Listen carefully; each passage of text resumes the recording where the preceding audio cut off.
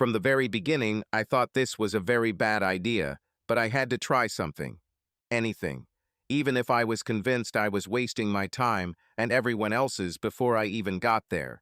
Bill Gillard, my boss, heard about the job opening and insisted that I apply for the job. Bill knew, as did I, that I would need far more money in my bank accounts than he could ever pay me if I was going to have any chance of winning the custody case. Hell, I needed a lot more money than I had just to pay all these legal hangers-on. Not to mention paying a nanny or someone to watch the kids during the day while I'm at work if, by some miracle, I emerge victorious in court. Interviews have never been my thing at the best of times. I doubt many other people like them either. I cleared the preliminary stages without much difficulty and was shortlisted. But this particular interview, where His Majesty Jack Goldberg himself will be in attendance, was one I wasn't really looking forward to. You see, Jack Goldberg and I had, well, a history of sorts. Well, that's not entirely true. The truth is that I had an affair for more than a few months with one Canella Goldberg, usually known to most people as Ella or Ellie, the daughter of an old fart during our teenage years. In fact, to be completely honest, it was a very intense connection, if you know what I mean. But I'm afraid I must say that my family did not very much approve of my courtship of a Jewish girl, even if she was a beauty who drove me around in a brand new car. Look, my parents weren't anti-Semitic, but they were definitely extremely class-conscious. My father had this thing with people he thought were born with a silver spoon in their mouth. And Canella's family? Well, Ellie's parents also didn't really approve of her hanging out with someone they considered to be from the wrong side of town, and I wouldn't be at all surprised if they realized he was a Christian to boot, even if I didn't attend church every Sunday. Heck, the only times I've been in church since my own baptism that I can remember, were to attend someone's wedding, christening, funeral, and the like. Oh hell, yes, and your own wedding, of course. But let's not talk about that for now. Well, to be honest with everyone, I'm not at all sure that religion played any role in this matter as far as the Goldbergs were concerned. I believe that no matter who he was or what religion he professed, unless he went to private school, the Goldbergs would never have considered anyone a suitable candidate for future sons-in-law. Here was the problem. My old man believed that everyone who studied in the privileged private sector should be put up against a wall and shot, not literally, by the way, but you get the general feeling. And Ellie's family seemed to think that people educated in the public sector were inferior to them. Mind you, for some inexplicable reason, the old Triumph I rode along with the accompanying leather jacket, jeans, and boots evoked a very similar reaction from the Goldbergs, and from most of the parents of the girls I courted in those days. Of course, they never saw me in the business suit that I wore in the office while working. Perhaps that is why I wore leather clothes and even rode a motorcycle.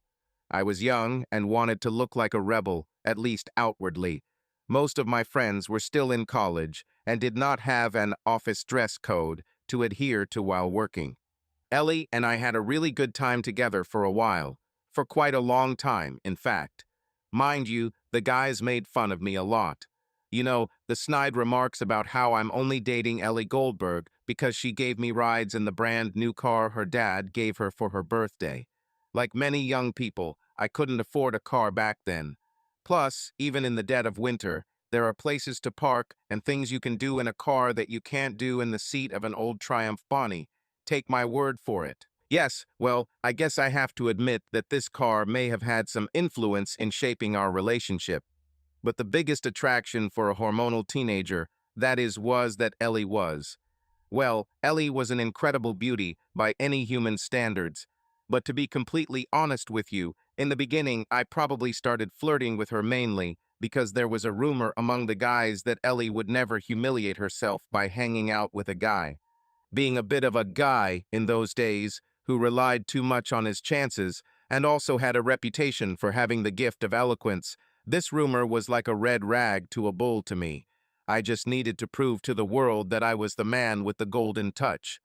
Or more accurately, someone who can have any woman he wants. However, I quickly proved the rumor wrong once I decided to take the plunge. I also admit that when we started dating, I didn't take our relationship seriously. Hell, I was young and didn't take almost anything seriously in life back then. I somehow realized that maybe Ellie was only dating me to dispel rumors that she was some kind of snob. However, over time, I became attached to Ellie, and I was mistaken in believing that she had the same feelings for me. Despite the obvious disapproval of our families and the ridicule that I regularly received from the guys. You know, Ellie and I were together for almost 2 years before her father sent her. Good question, Ellie called it school, but I always thought it was some kind of university. Later, I came to the conclusion that this must be one of those Swiss finishing schools you've heard about. You know, those places where debutantes went to study. Hell, I don't know what they learned there, probably how not to stoop to communicate with people like me, I guess. In my opinion, the Goldbergs have always had delusions of grandeur. Anyway, I wasn't much of a letter writer back then, and, well, although I was more than a little upset that Ellie had left, the old hormones were still kicking in, and there were plenty of other fish in the sea, if you know what I mean. I assumed that Ellie was too busy studying, so after the first impulse our letters became less and less frequent until they stopped altogether. I guess I eventually realized that Ellie just wanted to have fun hanging out with the common folk for a while. That's exactly what some girls said. Perhaps even get rid of wild oats. I was told that this behavior is not limited to the male sex of our species. Moreover, I very quickly discovered that I had not lost my touch, and I also developed an interesting reputation among the local girls. Well, there must have been some explanation for my success in female hunting. Okay, I may have been lucky in my younger days, but I never considered myself an Adonis or anything like that. I never found out in detail what the girls were saying about me behind my back. But let's just say it soon became clear that no matter what they said, it didn't do me any harm when it came to talking to any available girl who was around. Which didn't do me any good, so these are frank proposals from new friends of friends. Well, maybe I should say that they made it clear that they would be available if I paid attention to them. This didn't sit well with some of the other guys, and sometimes led to unfortunate encounters that often ended not only in the end of budding romances, but also my long friendships with the guys in question. No, if the girl made it clear, then who am I to refuse the lady? But none of this actually has anything to do with what I told you, I don't think. Much water has passed under the bridge since Ellie and I were together. Where have I been? You know, I have a nasty habit of going off on tangents, but this at least gives you a little background and may save you from having to explain later. Oh yeah, after Ellie left, I got into the habit of changing girlfriends quite often. Firstly, because I could, and secondly, because I had become quite attached to Ellie when we were together, and losing her was an unexpectedly painful experience for me. I wasn't going to fall into that emotional trap again if I could help it. I don't know if it was 3 or 4 years before I started dating Gloria. I don't remember very well where we met. At a party or something, I guess. She was, and remains, a remarkably beautiful woman and still has a magnificent figure, considering that she gave birth to 2 children. This figure probably had a significant influence on how our relationship initially began. Can I do anything about it if I'm obsessed with a pretty face and a slim figure?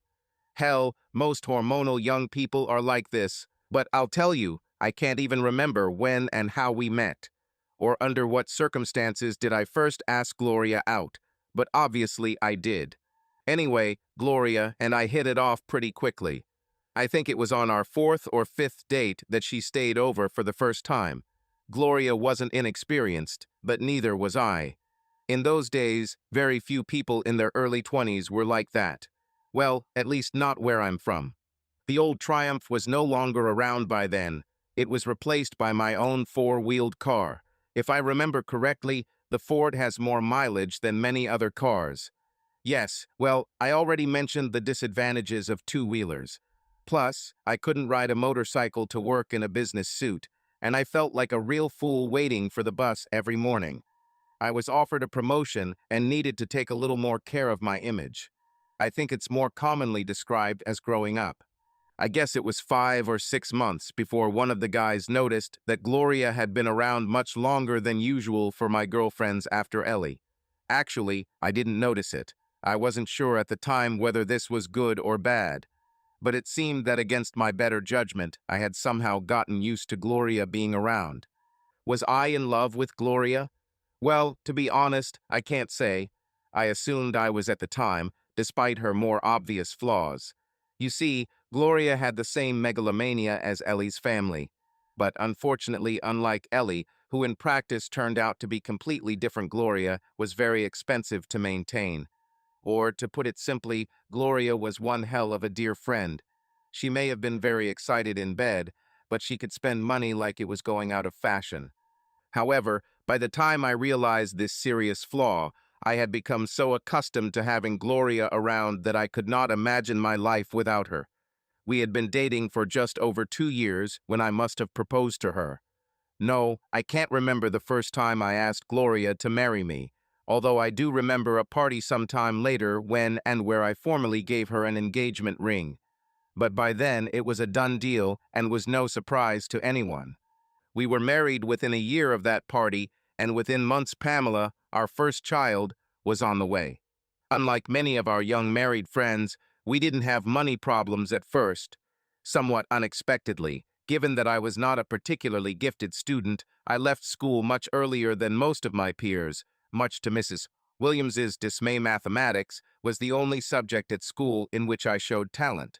However, Mrs. Rogers Williams referred me to the accounting department of a local company to find a job, and I'm guessing they used some form of undue influence to get them to offer the job to the young tomboy. Look, no one would look at the teenager and think he could work in the accounting department except Mrs. Williams. I know all my friends and family made the strangest expressions when I told them about my new job. My interest in computers and programming may have helped, by the way, but I don't think it was really significant. In any case, I was lucky with this job.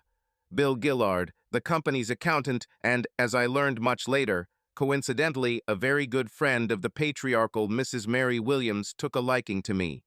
After a very short period of time, he sent me to a full-time accounting course at a local technical college. In these courses, to my surprise, most of my classmates were much older than me. What's even more surprising is that soon some of them started asking me to be their study partner. My talent for math turned out to be greater than I ever realized. The result of my studies was that within a few years, I became number 2 in my employer's accounting department, working directly under and receiving mentoring and training from Bill Gillard. And I should add that I beat out many much older and more experienced employees. Surprisingly, few of them seemed offended to find themselves suddenly subordinate to a man barely out of adolescence. Maybe it's because I didn't get arrogant when one of them made a mistake, and usually I could fix the situation without making a fuss. In any case, the position I took up at such an early age meant that I was never particularly short of money in my early 20s. But on the other hand, my socialite lifestyle also meant that I could spend my money almost as quickly as I made it. This could be the reason why I didn't notice that Gloria was such a dear friend while we were dating. After Gloria gave birth to our second daughter, things really started to go wrong. I already told you that Gloria was expensive to keep and suffered from delusions of grandeur. Well, after Deborah came into the family, Gloria began to go beyond all limits. Although she was a housewife, Gloria wanted us to hire a nanny or governess to help look after the girls. I didn't think we could afford it, and Gloria called me a cheapskate who wanted her to work herself to the bone taking care of our children. For some time, there was a real war in the house. To be fair, Gloria had been complaining about being stuck at home all the time since Pamela was born, but I chalked it up to her being a new mother. It just didn't come to a head until our second daughter, Deborah, joined the family. Eventually, Gloria offered to return to work at least partly to pay for a nanny to help with the children. It seemed like a peaceful solution to me, and for a while after we went through the routine of applying for a nanny, lots of visits from official old dragons and forms being filled out, the house was at peace for a while. Inga, our young Swedish nanny, emphasis on the word beautiful, here came on the scene a few weeks later, and Gloria returned to doing several hours of work almost every day of every week at the company where she worked before Pamela was born. Both of our girls, even if Deborah was too young to notice, took an immediate liking to Inga, and she seemed to adore them. I never heard Inga complain as Gloria did about how much the children demanded. Some evenings Inga spent several hours in the children's room, quietly singing to the children so that they would fall asleep. I got along great with Inga. What man wouldn't get along? Inga was very pleasing to the eye, to put it mildly.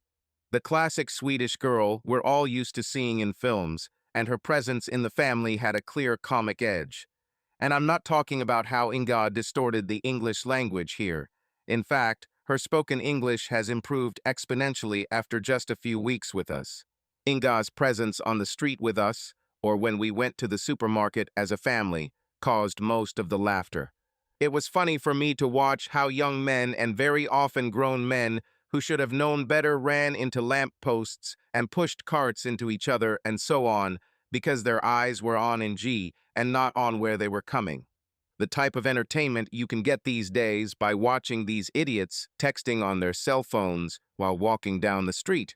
More seriously, one young man rode his bike into the back of a bus and another flipped over his skateboard headfirst on the stairs, proving you can't do skateboard tricks by looking at an attractive young Swedish girl. Ultimately and unfortunately, Inga's presence also had a serious side. Unfortunately, after 3 or 4 months, she decided to complain to me, not very subtly, by the way, but in a private conversation that on some days she had to look after the children much longer than stated in her contract, which, by the way, wasn't many more hours a day than Gloria had to work, although Inga always seemed happy to help with the children most evenings. Given her obvious affection for her children, her complaint might have been considered odd were it not for the fact that Inga also hinted again, not very subtly, that on those particular days Gloria would get in and out of a strange car on her way to and from work. It was pretty obvious that Inga's complaint was just a way of drawing my attention to what she thought I should know. The car didn't bother me at first because Gloria had previously informed me that she would sometimes ride in the car with another part-time employee and longtime friend. Like I said, Gloria went back to work at the same company she worked for before she was pregnant with Pamela and kept in touch with all her old friends who worked there. But then, Inga seemed to hint that Gloria's friend, with whom she was driving, sometimes had access to two different vehicles, and in addition, usually on those days, when Gloria returned home from work very late, the car friend somehow changed gender. Inga was very nice, actually. She later explained to me in a lot more words, and beating around the bush a few times in the process, that her mother cheated on her father when she was a little girl. As a result, Inga felt obliged to tell me that she suspected Gloria was doing the same thing. On the relevant days when Inga let me know, I took several days off and quickly became convinced that my Gloria was having an illicit relationship with one of the managers in her office. Soon after I became convinced of this fact, an unexpected turn took place when I confronted my wife about her affair. Gloria wasn't at all stunned when I told her I knew what was going on. In fact, she might have been surprised, but Gloria just didn't seem to care. She simply repeated again that I was a cheapskate and added that I was also boring. Or words of the same effect, if not to put it more crudely. Gloria then informed me that she would soon be moving in with her much more generous boyfriend as soon as she could arrange it. Moreover, she said that she would take the children and Inga with her. Gloria and the kids actually moved in with the bastard the next day, although I think Gloria was a little surprised to find that Inga didn't go with them. No, Inga did not stay with me. The nanny agency transferred her to another family on the same day. Although she often came to visit me, she always brought a suitable escort with her. Basically, it was one Agda something, another Swedish girl, a nanny, and apparently Inga's best friend in the UK. But you will hear about these two girls later.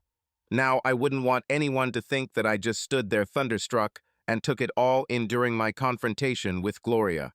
Quite the contrary. In fact, I responded verbally as much as Gloria told me. More, actually, because I, after all, had all the standard cheating bitch repertoire on hand. Gloria's only weapon seemed to be that she didn't think I made enough money to support her in the luxurious lifestyle she would prefer. Somewhat unexpectedly, Gloria did not choose to humiliate my performance in bed. This surprised me, actually. I have been reliably informed that this is usually the weapon of choice in a cheating wife's arsenal, and I'm sure this is the ego's favorite destruction. In fact, much later, Gloria said, "No, I'll come back to that later if the opportunity arises." Of course, things could have gotten violent. I was pretty upset with Gloria, and after all, every person has their own boiling point. If it weren't for the fact that Inga specifically warned me to stay calm and not let situations get out of control, well, who knows what I could have done. Obviously, in a very similar situation, Inga's father could not contain his emotions. As a result, the person got a criminal record for assault or being an abusive husband, or whatever they blame on husbands who went beyond the bounds of reasonable behavior in Sweden. Obviously, this completely ruined his chances in the subsequent child custody battle. Divorce has been a very confusing business, to say the least, and it was quite lengthy too. Mainly because I wasn't going to let my kids live with a creep who had been cheating on my wife behind my back for God knows how long without a fight. Gloria also did not want to lose custody or control of the children, and at one point even tried to convince the court that the girls were not mine at all. But she forgot that the court would not calmly accept her words as the truth, and the judge ordered the appropriate DNA tests to be carried out. It made me wonder, how long has Gloria been cheating on me with that bastard? These thoughts are not conducive to good self-esteem, I can assure you. For what it's worth, in the long run, Gloria may have shot herself in the foot by making that statement. Judges don't like to be deceived. The custody battle was still ongoing the day I went for this interview, and it turned out to be extremely expensive. That's why I needed a big salary to pay all these two-faced legal parasites. There is general agreement in the UK that a mother is the best person to raise children. Of course, provided that she is not an alcoholic or dependent on drugs, and/or the father does not have much more money in his accounts to grease the necessary palms. Now, I know it was a long road, but that's why I was in that interview that day, with the blessing of my current boss, by the way. It was Bill Gillard who suggested that I apply for a position that had a much higher salary scale than he could ever offer me. There were 5 of us who were shortlisted by Goldberg and Sons for 2 positions, accounting department manager and Hischer assistant. According to Bill Gillard, the 2 previous employees of these positions, well, in short, they financed their relationship and subsequent disappearance together at the expense of the company. But this was unofficial information, and Bill swore me to secrecy. We, along with 3 other guys and 1 girl, were asked to come to the Goldbergs' office at 10 in the morning that day. Then all 5 of us were left together, twiddling our thumbs in some sort of waiting room or reception area. We were looked after by Jill Sampson alone until almost 11 o'clock, when 3 members of the interview panel decided to show up. They consisted of the Director of Accounting and the Human Resources Manager, who called himself the Chief of Human Resources, and Jack Goldberg himself. I didn't care about the other 2, but I strongly suspected that Jack Goldberg would reject me on the spot as a suitable candidate for any position. Or at least, once he figures out who I am, he will. Of course, they walked into the room, barely looking in our direction. Well, Jill was sitting at a table on the other side of the room, and she was the kind of woman who gives that impression to most men. I should add that the candidate was attractive too, but I think the secretary just won on points. In any case, then while the other 2 were saying good morning to the delightful Miss Sampson, Jack Goldberg made a quick movement in my direction. I nodded and tried to smile politely, wishing him, "Good morning, sir." He sort of mumbled, "Good morning," in response. Then, after he gave me what I can only describe as a questioning second glance, the 3 of them walked into the conference room where the interviews were to take place, closing the door behind them. An eternity passed before the HR manager came out for a short, whispered conversation with the secretary. I noticed that both times they glanced in my direction as they spoke. At that moment, I realized that I was really wasting a very warm, sunny day. A little later, A buzzer sounded somewhere on Jill's desk, and she asked the first candidate to enter the interview room. The man was there for about half an hour. I really couldn't understand what they could talk about for so long. After all, this was the third and final interview. We went through all the crap on the previous two. As far as I understood, this meeting was about which of the two candidates Goldberg would approve of, and I took it for granted that I would not be included. One of the other guys, who looked a little nervous, tried to strike up a conversation with the rest of us. Only the candidate, and I responded, I think maybe she was just being polite, and the other guy just chuckled. Personally, I didn't care at that point. To be honest, I was still sitting there trying to make Bill Gillard happy. Old grandfather was like a second father to me, and he would have been upset if I hadn't gone through all this.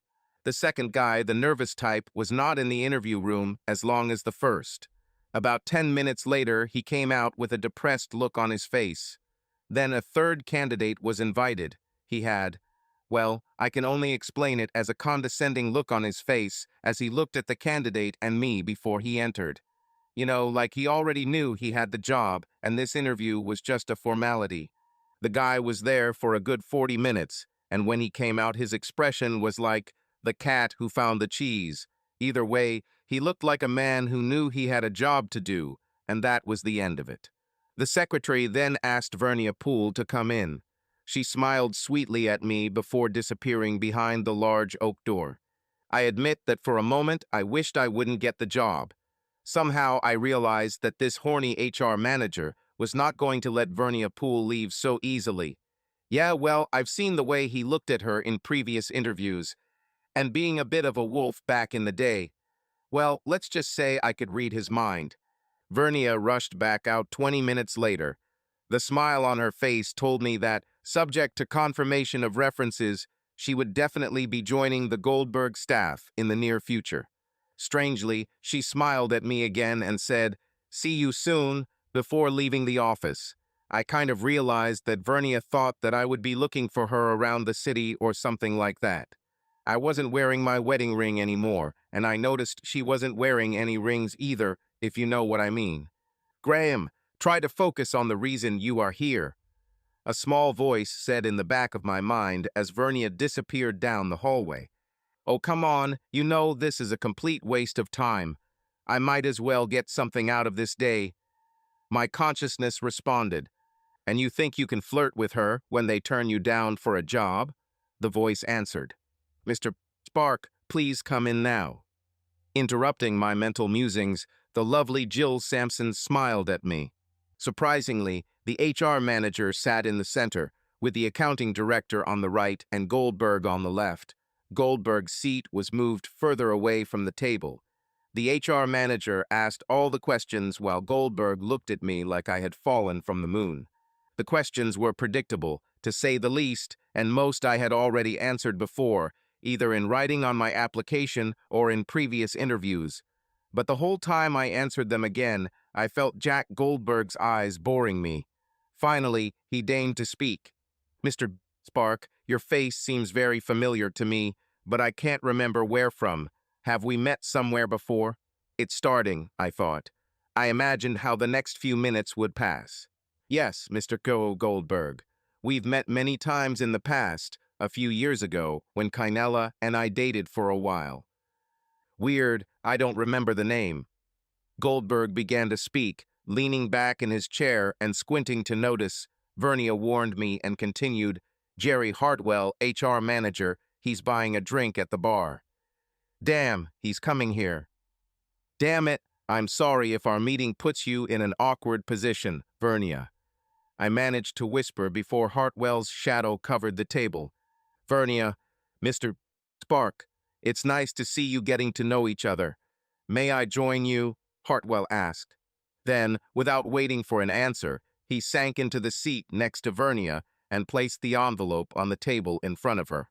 "Your formal invitation to join the company staff, Vernia, for the position we talked about earlier." He smiled at her. Then he turned to me. "Mr. Spark, may I call you Graham?" I guess I nodded in response. "Graham, our meeting here is very fortunate. I need to give you an apology from Mr. Goldberg." Let me explain. Jack never mixes home life with business. Well, at least he doesn't mix it up anymore, but your presence today took him by surprise and threw him off balance. Jack sincerely regrets if he inadvertently implied that you might have had some kind of connection with, well, what some people consider to be an illegal group of people. Mr. Goldberg didn't know you'd be so sensitive about this, but you probably know more about them than he does. To be honest, I didn't quite understand what Hartwell was talking about. But then suddenly everything fell into place. They thought I pulled out of the interview because Goldberg implied that I was a member of the Hells Angels. However, ignoring the unfortunate consequences of Jack's mistake, which William Gillard assures us is completely out of character, we would still like to offer you the position of department manager, with Vernia here as your deputy, of course. He then placed another envelope on the table in front of me. Vernia chose that moment to grab her envelope and begin to open it. But Jerry Hartwell put his hand on her arm before she could get the letter. Look, I think it's fair to explain why these two positions became vacant at the same time. If you accept the offer, I'm sure you will understand that you will both be closely watched for some time. I wanted to tell all the candidates this from the very beginning, but I was persuaded. You'll soon understand why, but please don't make me talk about it now. In any case, previous employees in these positions falsified the books together. Both were married, and we discovered that they had been carrying on an illicit affair for several years. They ended up making off with quite a large portion of the company's annual turnover. Jack Goldberg was forced to invest a lot of money into the organization to prevent it from going bankrupt. Surely the company accountant noticed something strange was going on, I asked. You'd think so, wouldn't you? Eventually, the company's bank accounts were overdrawn significantly. But unfortunately, the director in charge of our accounts at the time was ill for most of last year, and the person in your position, Graham, sort of filled in for him temporarily. This gave him what you might call a golden opportunity. He blew the company dry in 7 months and then disappeared before the bank became too worried. Taking your girlfriend with you, I guess? Vernia asked. Yes, they both disappeared into nowhere. They were last seen boarding the ferry to Denmark at Harwich. The police have no idea where they went after that. Everything was classified because, well, it wasn't just Goldberg and Sons that was under threat, but all the other businesses Jack was involved in as well. Jack was forced to borrow large sums from most of them to keep the company afloat. I wanted to tell you this in advance because your daily work will be scrutinized for a while. All the candidates were vetted, of course, and I suppose that's why Jack was so surprised to find out who you were, Graham. Oh, by the way, Jack Goldberg has been completely absent from the hiring process up to this point, for reasons that will become apparent eventually. Unfortunately, his naive assumption that anyone who rode a motorcycle must have been a member of the Hells Angels caused him to react the way he did. Are you sure? I would have thought it was because I was dating Ellie. No, I think Jack Goldberg learned his lesson from that. Now he completely avoids interfering with Canella's relationship. Mrs. Goldberg, however, is a different matter entirely. I suspect she's still interfering, but Canella seems to blame his parents for everything. Now she's on her own. Why? What happened? I asked. Sorry, Graham, but I don't think it's my role to discuss Canella's problems, especially under these circumstances. Whether Hartwell intended to intrigue me or not, he succeeded. He was hinting at something, and I wanted to know what it was. What are these circumstances? I asked. For a second or two Hartwell looked embarrassed, or perhaps ashamed that he had said too much, but he quickly recovered. Well, if you ever courted Canella, Graham, I guess Jack and Mrs. Goldberg didn't approve. Hartwell smiled. You can bet you didn't approve, I answered with a smile. But how do you know? Graham, something made you leave that interview in a hurry, and if it wasn't because of Jack's remark about the Hells Angels, then what else could it be? Whatever it is, let's say that Jack Goldberg has at least learned not to interfere with Canella's love life in the future, and I suspect never mix family and business again. You have me confused, Mr. Bojiti Hartwell. Graham, if you accept the offer, I'm sure you'll understand the situation very soon. It's not my role to share such personal information. I will now leave you and Vernia to review your proposals. I would be pleased if you would let us know if you will accept them tomorrow morning. Mr. Hartwell, if Graham resigns, who will I have to work with? Vernia asked. John Trent, the third candidate we saw today, is right in front of you, Vernia. Oh shit. Well, I'm sure you'll be working with Graham. A proposal like this doesn't happen often. Graham, I can assure you of that. Have a good lunch. Suddenly, Hartwell left, and Vernia sat looking at me. Well, open it. Look, Graham, if you don't take this job, then I won't either. I'm not going to work with that arrogant jerk, no matter how much money I need. I opened the letter and quickly skimmed through it until I reached the financial part. The numbers there shocked me so much that I must have sat there staring at the line with my mouth open. The Earth calls Major Tom. Reception. Vernia brought me back to Earth. Jesus Christ, I answered. Oh yes, but remember, this is only a 3-month contract to start with. What? Salary is what you look at, isn't it? Vernia continued. Well, our contracts are only for 3 months at the beginning. I suspect they are hedging their bets after. Well, you know what I mean. You know, I must have subconsciously noticed it at that moment, but it didn't register until I was talking to Bill Gillard later that day that although Vernia had opened her proposal, she hadn't actually read it. I'm not sure, but from my memory I would say she was sitting holding the letter in front of her as if she was looking through it. But her eyes were absolutely on my face when I read mine. It was only noticed when Bill Gillard told me that the director in charge of the Goldbergs' accounts was apparently on loan from Thakes, a local accounting firm. Suddenly, I remembered that Vernia had mentioned that she was currently working for a local accounting company. Although this was nothing unusual, I was just trying to remember if Vernia had mentioned the name of the company she currently works for. Bill was still talking about how great the opportunity Goldberg was offering me and assuring me that if things didn't work out, there would always be a place for me in the department when I asked him if he'd heard of Vernia Poole. Bill seemed to know every accountant worth his salt within a 50-mile radius. He'd definitely heard of John Trent, the guy Vernia didn't like so much. Apparently, Bill's golf club had a membership requirement of being an accountant. Vernia Poole, yes, of course. I think this must be Reggie Poole's daughter. There can't be too many Vernias, can there? Reggie Poole is one of the partners at Thakes. Bill smiled at me. Hey, is this the girl they plan to be your assistant? If so, then you're in luck, boy. Reggie says she really knows her stuff. Yes, it must be her. Looks like I've been followed from the very beginning. I answered, probably a little angrily. Hey, wait, Graham. Do not get mad. I know Reggie thinks Vernia will go far, but for obvious reasons he can't. You know, give her the edge in thanks. This will leave room for other partners to do the same, and some of their children. Well, let's just say some of them wouldn't last long working here for me. No, what you need to remember, Graham, is that after their last little fiasco, Goldberg and Sons are looking for absolute honesty. When they asked for my advice, I suggested it to you. They probably did the same with Thanks, and someone there must have suggested Vernia. I would say that you were both chosen because you had never met before. Okay, and maybe to watch each other too.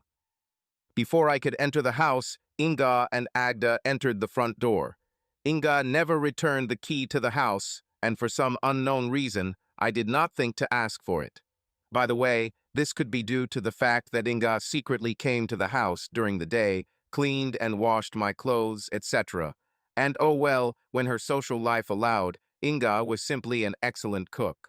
I never dared stop for a drink on the way home from the office, just in case the girls were cooking something delicious in the kitchen. Look, I'm not a chef, never have been. Perhaps this is why Inga and Agda made sure that I had good home-cooked food several evenings each week and both days on the weekend. Of course, we must add the fact that none of the girls were particularly pleased with the masters they were working for at the time. They also regularly showed up at the house with potential boyfriends. I think my vote determined whether guys would get a second date or not. Where I was, I got lost in stupid details again, didn't I? Oh yes, Inga was enthusiastic about the job offer. Obviously, she understood my situation in terms of fighting for custody of the children, and at that stage, it was she, more than anyone else, who pushed me to continue the fight. Deciding to accept Goldberg's offer, I invited both girls to a fancy dinner to celebrate. Unfortunately, this angered their owners because I brought them home well after midnight, who complained to the nanny agency, which in turn scolded both girls and informed their parents. Strangely, this did not achieve what it should have, because I met Inga's father several times when she worked for us, and he considered me to be a reliable person. Apparently, he knew Agda's parents well, and therefore the agency was practically told not to meddle in other people's affairs, or so Inga told me. In the end, both Inga and Agda left the agency completely, but more on that later. Taking this job really wasn't a difficult decision because I needed the extra money. So the next morning, I called Jerry Hartwell to formally accept the offer. The extraordinary salary increase was just what I needed to continue fighting for custody of my children. A little strangely, I should add, Jerry Hartwell showed great interest in my court case early on in our acquaintance. Looking back, I was still not sure whether to attach any importance to his interest in my personal problems, although it was reassuring when he informed me that if I ended up being registered with the company, they would provide me with maximum moral support and assistance. He spoke in detail about the company's flexible work schedule, which was introduced to help single mothers, and explained with a smile that the same flexibility extended to single fathers. My first few days at Goldberg were hell. Vernia and I had to understand the complex itself, as well as understand how the company did business in the accounting department. We also discussed among ourselves whether any of the employees were involved in the machinations of our predecessors. According to Take's employees, who took it upon themselves to correct the situation, no evidence was found that any of them were involved. But Vernia and I often thought about this possibility. I'm afraid there are always people in any department with whom you will never be completely comfortable, considering the history of this department. Well, let's just say there were a few employees that Vernia and I never felt comfortable with. Most of them quit over the next 6 months or so. Jack Goldberg caught up with Vernia and me one lunchtime just after we had started and insisted on taking us to lunch with Jerry Hartwell and several other board members. There was no mention of Ellie or the unpleasant scene I caused at the interview. Goldberg just wanted to know how we were getting along. The rest of the conversation during lunch was minor, except for Jerry Hartwell quietly asking me how my legal battles were going as we walked back to the office. After a couple of weeks, things became pretty routine around the office. Everyone seemed to know what they were doing, and once Vernia and I got to know everyone and figured out our responsibilities, things became pretty monotonous. But one day, 5 or 6 weeks after we started working, Vernia ran into my office carrying 2 cups of coffee. This was Vernia's usual way of signaling that she wanted to talk about something or that she had heard some harmless office rumor. Vernia loved to gossip. "Graham, this Roger Surge, the guy you replaced, do you know who he was?" she asked, handing me the coffee and sitting down in her usual chair. For children. Bernie admitted that, like me, he was caught off guard and, "No, I've never heard of him," I replied. Which was true. I had never heard of him until Bill Gillard told me that he had falsified the books at the Goldberg Company and made off with a significant amount of money. Oh my God, everyone kept it a secret. "You wouldn't like that, Vern," I interrupted jokingly.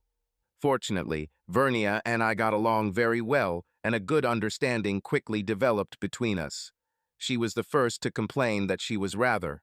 Extravagant figures sometimes got in the way. There might have been a little more sexual innuendo than there should have been at times, but we both knew it was all in jest, and only when the office door was firmly closed. "No, stop joking, Graham. This is serious. It's not fair. I really think they should have told you this before they offered you the position." Her expression and tone of voice told me that, whatever the rumor she heard, Vernia believed it to be serious. By the way, everything involving Roger Surge and the Goldberg Company must have been quite serious. He almost brought the company to its knees. Okay, girl, spit it out. What deep, dark secret did you unearth? I smiled back at her. Okay, you asked for it yourself. Right off the shoulder. Your old girlfriend, Canella Goldberg. Well, for the last 6 or 7 years, her name has been Mrs. Canella Surge. Are you kidding? No, really. Roger Surge was old man Goldberg's son-in-law, and therefore your old girlfriend's husband. Holy God. Yes, you can say that again. And that's probably why they never followed him after the CFO suffered a heart attack. They thought that since he was part of the family, and by the way, was supposed to take his place after his retirement, there was no need to keep an eye on the bastard. Oh my God. Poor Ellie. Oh, but that's not all, Graham. Rumor has it that Kynella only married the scoundrel because Mom and Dad thought he was suitable. That kind of explains why Goldberg tried to stay out of and maybe more specifically your employment, doesn't it? Roger Surge was Jack Goldberg's golden boy. It does not make sense. Why would he take the risk of running away with a ton of money when he could have access to all of Goldberg's millions in the long run? Ellie is an only child. Maybe it has something to do with the fact that Kynella realized that he was secretly dating his assistant. Did Ellie know about their affair? I don't know if she knew exactly with whom. But some girls are sure that Kynella suspected that something was going on. Kynella suddenly started appearing in the office, completely unexpectedly. She always took her children with her. The consensus was that she was trying to awaken the bastard's conscience. Kynella made a point of asking Mary how her own children were doing. Oh yes, and the fools didn't take the hint and didn't stop. It seems not, doesn't it? I suspect Roger Surge decided his best option was to lay low for a while and accumulate as much money as possible. Then grab the money and run away before Kynella finds out for sure and throws him out onto the street. I don't think Jack Goldberg would rate that very highly, do he? Poor Jack, despite all his. Why do you sympathize with Jack Goldberg? I don't know. Maybe he thought that his money would buy his daughter a good husband with good manners. More like with bad manners. Have you seen Surge's personal file? No, and you? Well, there's an illegal copy of it floating around the office somewhere. You know, most of the employees here thought they were about to lose their comfortable jobs, and for a while there was a vigilante mentality of, let's find Roger and Mary. No joke, if they were found, I'm sure there would be bloodshed. What about Ellie? How did she survive all this? Who knows? No one has seen her since Roger Surge disappeared. Well, at least no one I can find in the office. Looks like you'll have to ask her dad about that, Graham. You must be joking. Why do I need it? Oh, stop it, Graham. I don't know what happened between you two many years ago. But whatever it is, I would say it's unfinished business in someone's mind. What is this supposed to mean? I asked. A little emotional, I think, judging by Vernia's reaction. Oh, damn, Graham. I'm not going to fight with you about this. Forget I even mentioned this woman. Then, just as quickly as she entered my office, Vernia disappeared again. For several days after our little conversation, Vernia kept disappearing when I tried to get her to explain her words. After all, I must have forgotten about it because we had work to do. Although the work was boring, there were many things to do every day. I spent most of my free time meeting with my lawyers and worrying about how my child custody case was going. Oh yeah, and having fun with young Ingrid and Agda. Even though I was almost old enough to be their father, they wanted to refute Gloria's claim that I was a boring old brat. Although I often had to disappoint them in their attempts to arrange a meeting with me. Damn, how these two Swedish girls managed to find so many decent English ladies, I have no idea. But their plan very soon became clear to me. When I called the girls out for a chat, they were very open about what they were doing. As Ingrid put it, the judge will be pleased to see that you have a loving and caring stepmother willing to take care of the children, Graham. I was sure that Ingrid was probably right about this, but unfortunately, there was no chemistry between me and any of the women that Ingrid and Agda found. Note that when I talk about having fun, I don't mean staying out late at night at local nightclubs and the like. I don't really like opera or ballet much, but I was introduced to both, as well as theater. I was also often taken to the proms at the Royal Albert Hall that autumn.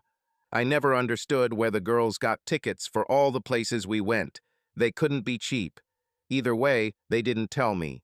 I have always paid all travel expenses and food and drink expenses. It was the least I could do for two charming young ladies who, if nothing else, tried to lift my spirits, and perhaps kept my anger under control. Gloria and the guy she was living with and publicly calling her fiancé, by the way, when in fact she was still married to me, made it very difficult to maintain a healthy relationship with my daughters. Technically, I had a temporary court order giving me access to the children 4 times a week. But Gloria and this idiot's legal representatives constantly found ways to shorten these visits or often bypass them entirely. These lawyers must have been part of their plans because they always had a plausible explanation for what went wrong when my lawyers complained to the judge. From my point of view, they also had the judge's ear. From the very beginning, I was portrayed as a controlling workaholic who systematically neglected his wife and children. The implication was that I only wanted custody of the children to annoy their loving mother. If I had been smarter, I would have recorded every phone conversation between Gloria and I where we negotiated or even discussed my access. Then the judge might have realized that it was Gloria who kept changing the rules of the game, not me. But by the time I realized it, it was already too late. To be honest, my behavior in the office probably got a little worse with each court hearing. From my point of view, the possibility of obtaining custody of the children was becoming increasingly unlikely. And to make matters worse from my point of view again, my new job meant I had a much healthier bank account for Gloria's lawyers to feast on. I'm talking about potential child support for Gloria. Damn, these guys are damn smart and damn fast. Gloria's lawyers demanded disclosure of my new income before I even received it. In any case, that was the state of affairs on Wednesday morning, when my life took a complete 180-degree turn. The evening before I was at a concert with Ingrid and Agda and returned home quite late as I had to take both girls home. Having risen at the usual time, I felt lazy and decided to have breakfast in a cafe and then lingered there reading the morning newspaper. As a result, it was 9 o'clock when I pulled into my office parking spot. A rather irritated Vernia and our secretary Christina were waiting for me there. "Where the hell have you been, Graham? Everything went to hell. Your lawyer has been trying to contact you since last night," Vernia screamed, climbing into the front seat. "Why? What's happened?" "No time to explain. Sign this so the office can continue to operate today, and then you have to be in court before 10. Your lawyer wanted you there by 9:30, but there's no way we'll make it." For some reason, I always trusted Vernia, so I signed the offered documents on the indicated place without asking questions. For all I knew, I could be signing my own death warrant. Apparently satisfied that I had signed everything, she snatched the papers and handed them to Christina, who wished me luck as Vernia slammed the door. "Okay, let's go. To court and without delay." "Vernia, what?" "Graham, I don't know. All I know is that one of the girls from your lawyer's office has been calling since dawn and said you absolutely need to be in court before it opens today. I realize that your case will be considered out of turn. But why? I don't know, Graham. Something has clearly happened, and judging by the girl's words, you can take the children with you from court today. That's why I came with you. Jerry Hartwell thought you'd need a woman by your side in court. You know, making it look like you're ready for the kids to come home, even if you're not. Christina wanted to go, but I said I would go. You don't need everyone in the office to see your dirty laundry being aired. Why did you have to show up at the last moment today? You usually have coffee with me by 8:30. I don't know, I somehow got carried away with the newspaper after breakfast. Well, we could use this time. Getting across town and finding a parking spot at this time of day will be no joke. Luckily, we found a parking space not far from the court and ran the last few hundred meters without risking entering the court's small parking lot. Inside the courthouse, we were literally grabbed by a young girl I recognized from my lawyer's office and hurriedly escorted through staircases and hallways I had never seen before. I soon discovered that we had actually moved into the next building where the family courts were located. We were not brought into the type of formal courtroom that I had visited previously. Rather, it was a large conference room where everyone was sitting around a very large table and waiting, clearly impatient. "Please sit down, Mr. Tisane Sparks." An officer-looking woman who turned out to be a family court judge commanded me before continuing. "Judge Kroll has other business this morning." Judge Kroll was the old fart who presided over Gloria and I's divorce. I noticed that in this court he seemed to play second fiddle to the family court judge and her advisors. I admit that I still had no idea what the hell was going on, but I noticed that my lawyer was smiling, or rather smirking, at Gloria's lawyer. There was no sign of those dear barristers who usually attended our meetings. The judge cleared her throat, drawing my attention back to her and away from my lawyer. I tried to ask him with my eyes, "What the hell is going on here?" All he could apparently do was grin at his professional opponent. "Mrs. Sparks, this report states that you and the children currently reside in the same home as Ronald Quinn. This is right?"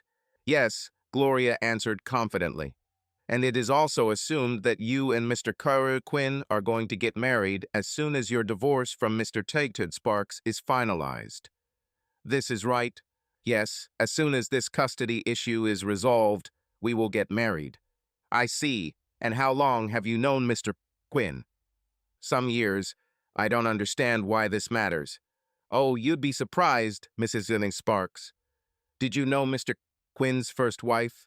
No, she died in Scotland before Ronald moved here." Very suddenly, Gloria's confidence began to wane. "But do you know how she and their children died?" "It was an accident. Ronald was found not guilty in court." "Ah, but I'm afraid that's not the case, Mrs. C. Sparks. In Scotland, juries have a third option other than verdicts of guilty or not guilty not proven. This is an English family court, and we have a more flexible approach to evidence than in a regular court. Our first responsibility here is the safety of the children. But Ronald wouldn't hurt the girls. He loves them." "I'm sure he says so, Mrs. Sparks. But I'm also sure that he claims to love you. Please explain to me, if this is the case, how you got 3 broken ribs and under what circumstances you broke 2 teeth last month." "How do you know?" "We have a report that says Ronald Quinn physically assaulted you on several occasions." "No, this is a mistake. Ronald would never intentionally harm me or the children." "I'm afraid Jennifer Quinn thought so too, Mrs. Sparks. She is now dead, as are all 3 Quinn children. This court will not risk something like this happening again." "Okay, I won't marry Ronald. I'll find another place to live." "I'm sorry, Mrs. C. Sparks, but you showed extreme poor judgment by moving the children in with Ronald Quinn in the first place. You made this worse by not holding him accountable for the attacks. This court believes that the safest course of action is to place the children in the custody of their father at this time." Gloria did not give up, and, despite her lawyer's attempts to persuade her to allow him to speak, she continued to argue with the judge until she threatened to remove Gloria from the court. Then the judge turned to me. "Mr. C. Sparks, do you have adequate child care facilities?" I wanted to answer, but my lawyer beat me to it. "Mr. Sparks still resides in the matrimonial home. The children's bedrooms are there and ready to be used. He also has 2 nannies known to the children who are ready to move in immediately, and another older nanny who is ready to mentor them. And of course, Mr. Sparks has Miss Poole, who is here to help if needed today." "Do you have experience looking after children, Miss Poole?" "No, madam, but I have 5 younger brothers and sisters that I have helped look after since they were born," Vernia answered. The judge looked at one of her advisors, who smiled and nodded. Then I noticed that the advisor looked at Vernia and smiled. Something in his gaze told me that these 2 women knew each other. I later found out that Vernia and the counselor were high school friends. From that point on, things got a little more complicated, and I can't say exactly what happened because Gloria completely lost control of herself. She became hysterical, and her legal representative tried unsuccessfully to remove her from the courtroom. I don't know why I did it, but I got up from my seat and went to help him. Then I had to calm Gloria down in the hallway. Quite a strange situation considering the circumstances. But in the end, I was able to convince Gloria that I would not behave like her when it came to her contact with children. Of course, I told her I wouldn't tolerate her boyfriend Quinn talking to them. When I returned to the courtroom, everything was already over, and the two lawyers appeared to be finishing up a conversation with the judge who was presiding over the divorce. All the disputes and delays were about child custody, so I'm guessing the family court judge's ruling had prevailed and was ready to put an end to this money farce. The divorce judge smiled at me before leaving for his first case of the day, and Gloria's lawyer left disappointed, I guess, to find her again. Well, we had everything covered, but it was a damn masterstroke, said my lawyer at the moment when the judge disappeared. What was it? Look, Bernie, I have no idea what happened here this morning. When did you find out about Quinn's past? We didn't find out. Your people found out. Didn't they tell you? Anyway, this little act you did with Gloria really pleased the judge. Act? Yes, when you rushed to calm her down, saying that you wanted her to have a close relationship with the children. It was not an act. Gloria is their mother. It would be criminal to keep them apart, after the way she behaved towards you. Wait, Bernie, two wrongs don't make one right, and you know it. Now, I have no idea what happened to Gloria or why she was such a bitch. But I'm damn sure it wouldn't be a good example for our kids if I behaved the same way. Also, the judge said, for now, if I do something stupid, it might come back and bite me. Good point, but I would watch her. Don't let her get under your skin again, Graham. I'm not crazy, Bernie. I'm just willing to be generous. Gloria will be out of my life as soon as you and that old brat get the divorce paperwork done. But that doesn't mean I want to keep Gloria out of our children's lives. If she behaves herself, it shouldn't take long.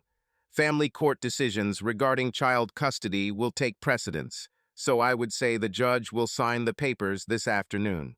How did we end up here today? That report on Ronald Quinn that your people sent us yesterday. We sort of took the contents of it to social services along with a few unsavory suggestions, and suddenly everything took off. Quinn was accused of setting his home on fire and killing his wife and children 15 years ago. Fortunately for us, the Scottish jury returned a verdict of not proven. Now, not proven does not mean not guilty under the law, but it stained enough to scare local social workers here. We just gave them ammo and pointed them in the right direction. And of course, there are those unexplained injuries to Gloria. How did you know that he beat her? We didn't find out. It was all in the report that your people sent us. Damn, Graham, I wish you would tell us you had them. Bernie, I have no idea who you're talking about. The only people who worked on my divorce were your people. You are sure? Bernie, you and your people squeezed all the juice out of me. Where would I get money for someone else? Besides, your investigators should have been handling all of this. Graham, this report came from Thomas Associates. They are the best in the business. We would never dare entrust you with such an expensive item. Plus, they do background checks for business people in the city. I've never heard of them doing a divorce case. Well, I didn't hire them. That's strange, Bernie said, leafing through a stack of papers taken from his briefcase. There are only the initials JH on the documents. Do you know who it is? Jerry Hartwell, that must be him, said Vernia, who was standing next to me. He is the director of human resources at the Goldberg Company. Well, he would have enough influence to interest Thomas Associates. Bernie said. Yes, but who pays this bill? I asked. JH, I think. Vernia smiled and squeezed my hand. It looks like Jack Goldberg wants to keep you, Graham. I told you he doesn't hold a grudge against Carnella. At that moment, some woman from social services came up to tell us where we could pick up the children. They were in a room just down the hall. Vernia and I learned from various people that after receiving a copy of the report, social services obtained an immediate court order and took the children into their care the previous evening. Quinn himself tried to prevent this and was somewhere in a cell for assaulting a police officer. That explained why he wasn't with Gloria in family court. After introducing the children, who were very happy to see their dad, To Vernia, whom they immediately liked, we headed towards the exit of the building. On the way, I asked Bernie how he knew that Ingrid and Agda would be nannies. He acted at random. He met with Ingrid several times. She was a witness regarding Gloria's infidelity, and as it turns out, she told him she wanted to take care of the children if I won custody. I'm guessing Ingrid also mentioned Agd. What about an experienced mentor? I asked. Geez, Graham, both of these girls are studying childcare in addition to English while they're here. Their teacher rates them very highly. Have you talked to their teachers? Certainly. There is no point in bringing a witness before a judge without knowing everything there is to know. Like, for example, the fact that Ronald Quinn is a murderer. Oh, come on, Graham. Quinn did a damn good job of covering his tracks, sealed court records, and all. This requires organizations like Thomas Associates, which perform background checks for the government, to bypass the kind of precautions it has taken. Okay, I forgive you. Now we need to get the kids home and get them settled. Luckily, the children were at an age where they had little idea what was going on. The past 24 hours had been a bit traumatic for them. But as soon as the dog tried to lick them to death, the cat was not so happy to see them and immediately ran into the garden, and they saw their old rooms. It was as if they had never left. Of course, they asked several times where Mom was. Vernia and I somehow avoided answering. Around 4 o'clock, a couple of people from Bernie's office arrived with the children's things. Social services only gave us 2 small suitcases, which they took from Quinn's house. They explained that these were all the children's remaining belongings and that Quinn was back in jail. I later learned that Ronald Quinn returned home from the magistrate's court to find Gloria getting ready to leave, and he apparently didn't like it.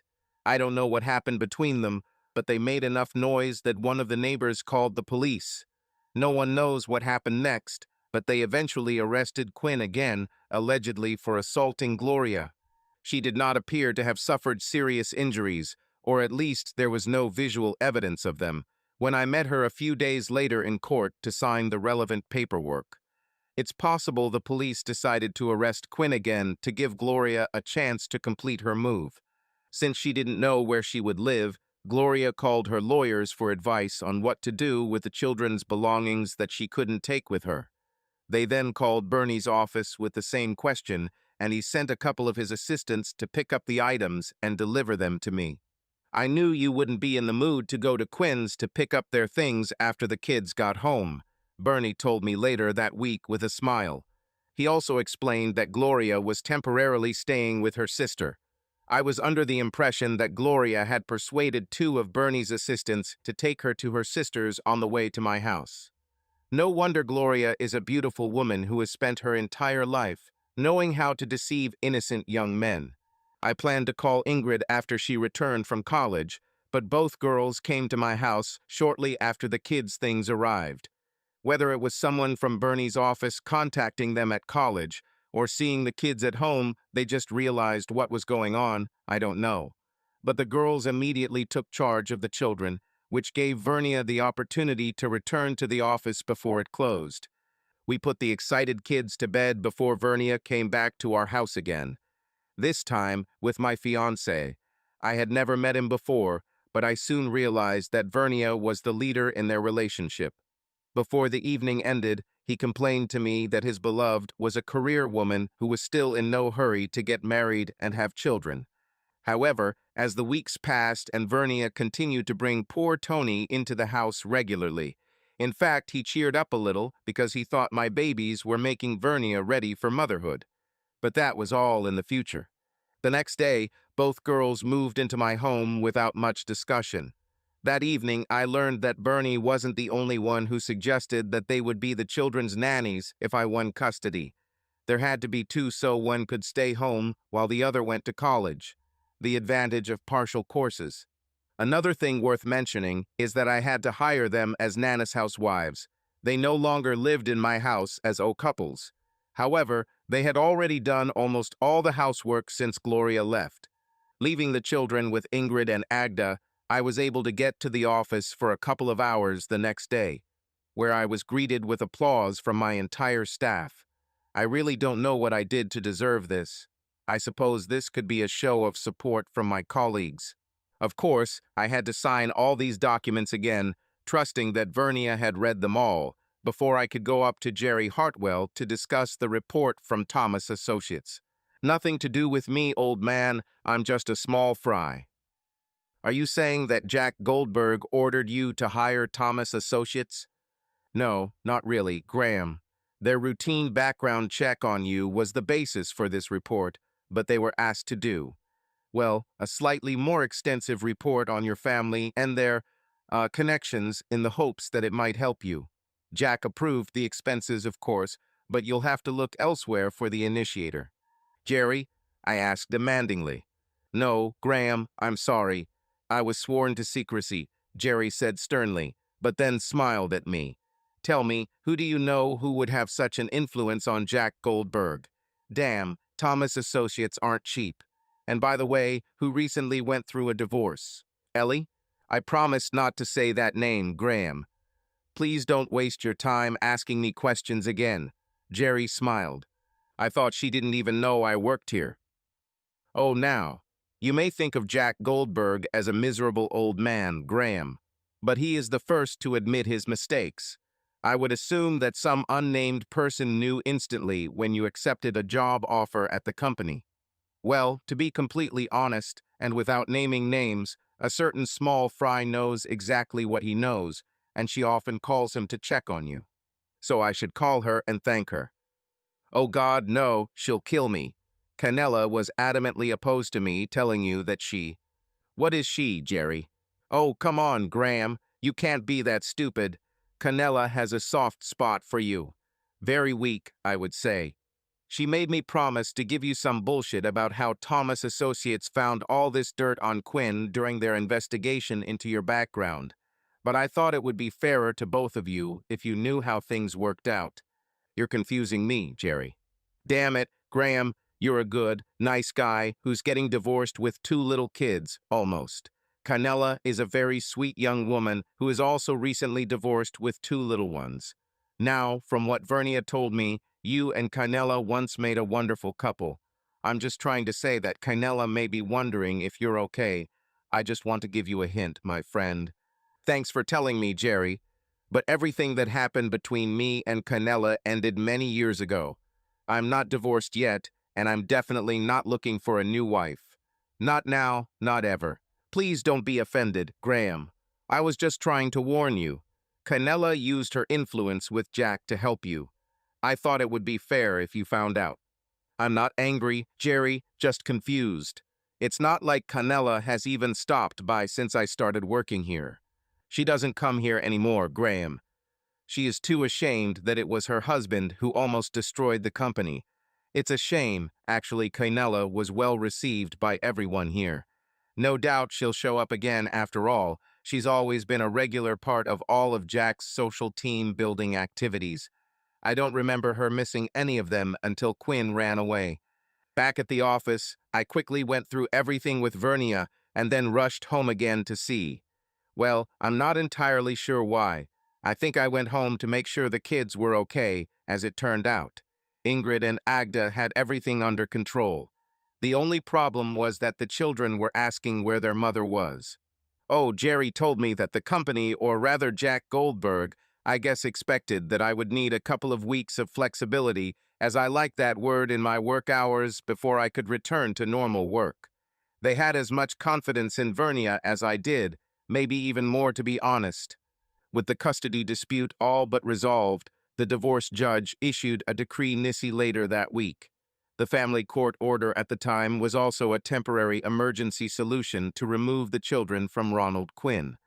Theoretically, Gloria could have contested it, but apparently her not taking legal action against Quinn when he first started beating her, but continuing to live with him and keeping the kids in the house as well, didn't do her any favors in the eyes of the social workers.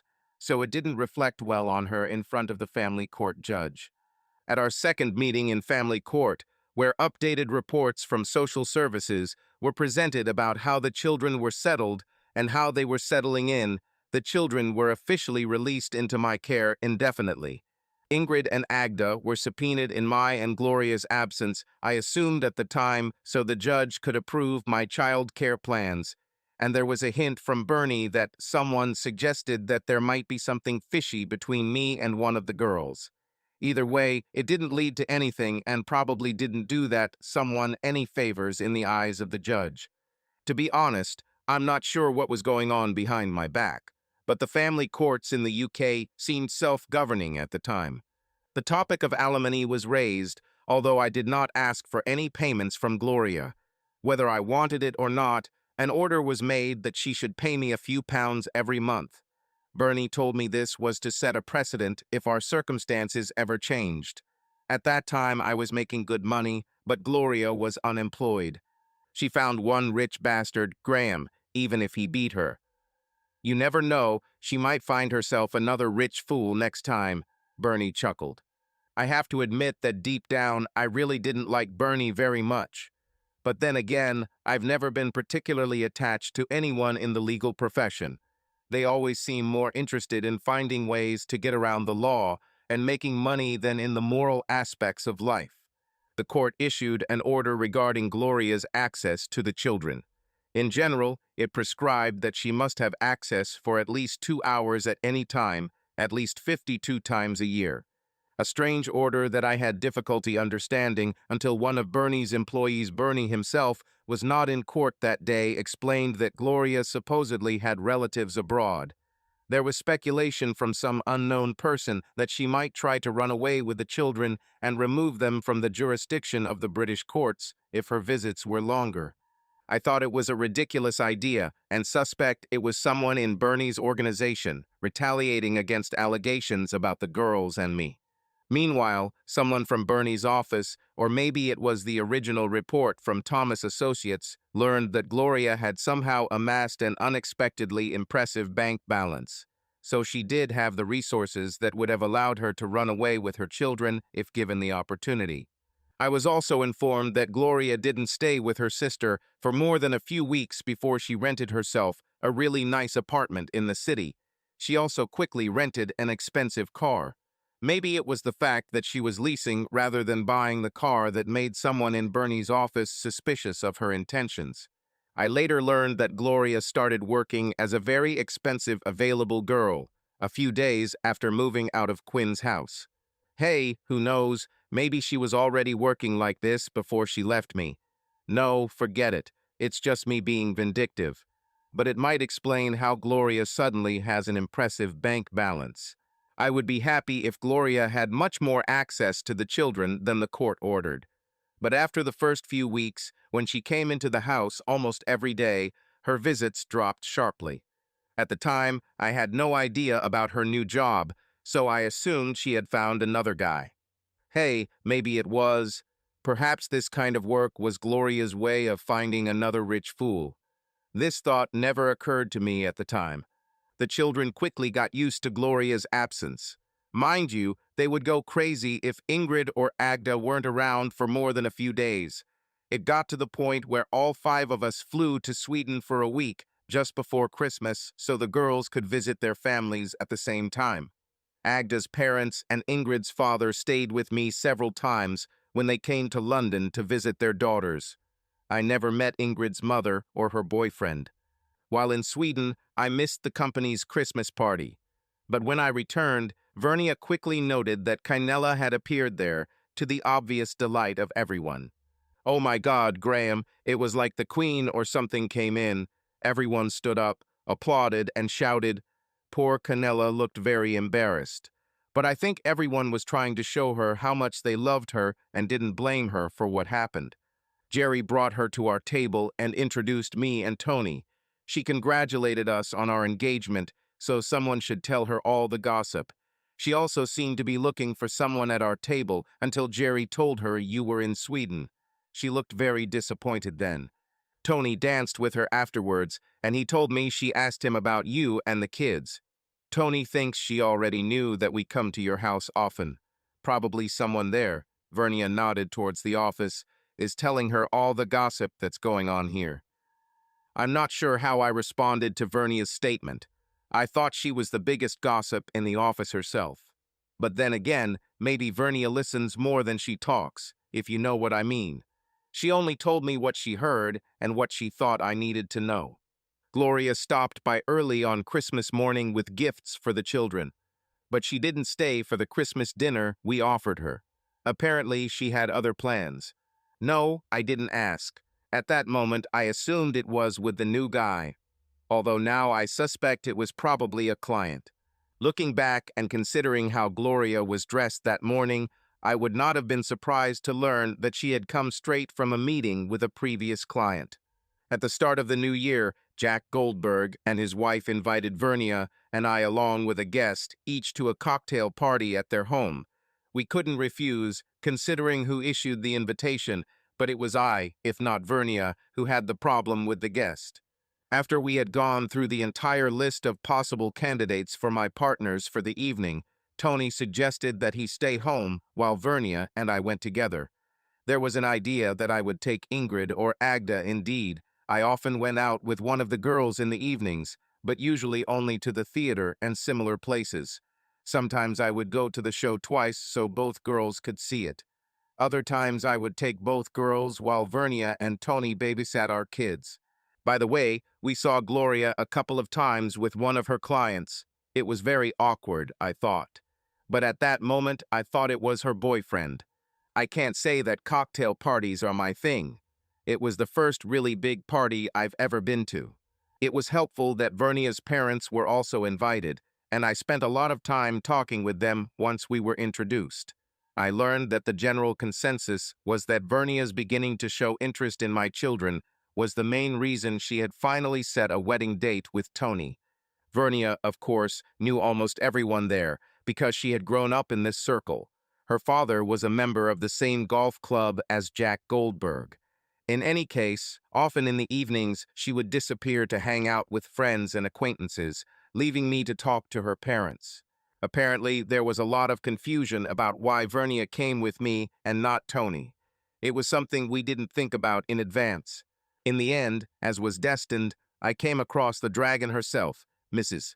Jack Goldberg. Taking me completely off guard and further confusing everyone, she instinctively called me Sparky, and what's even more surprising, with a smile on his face.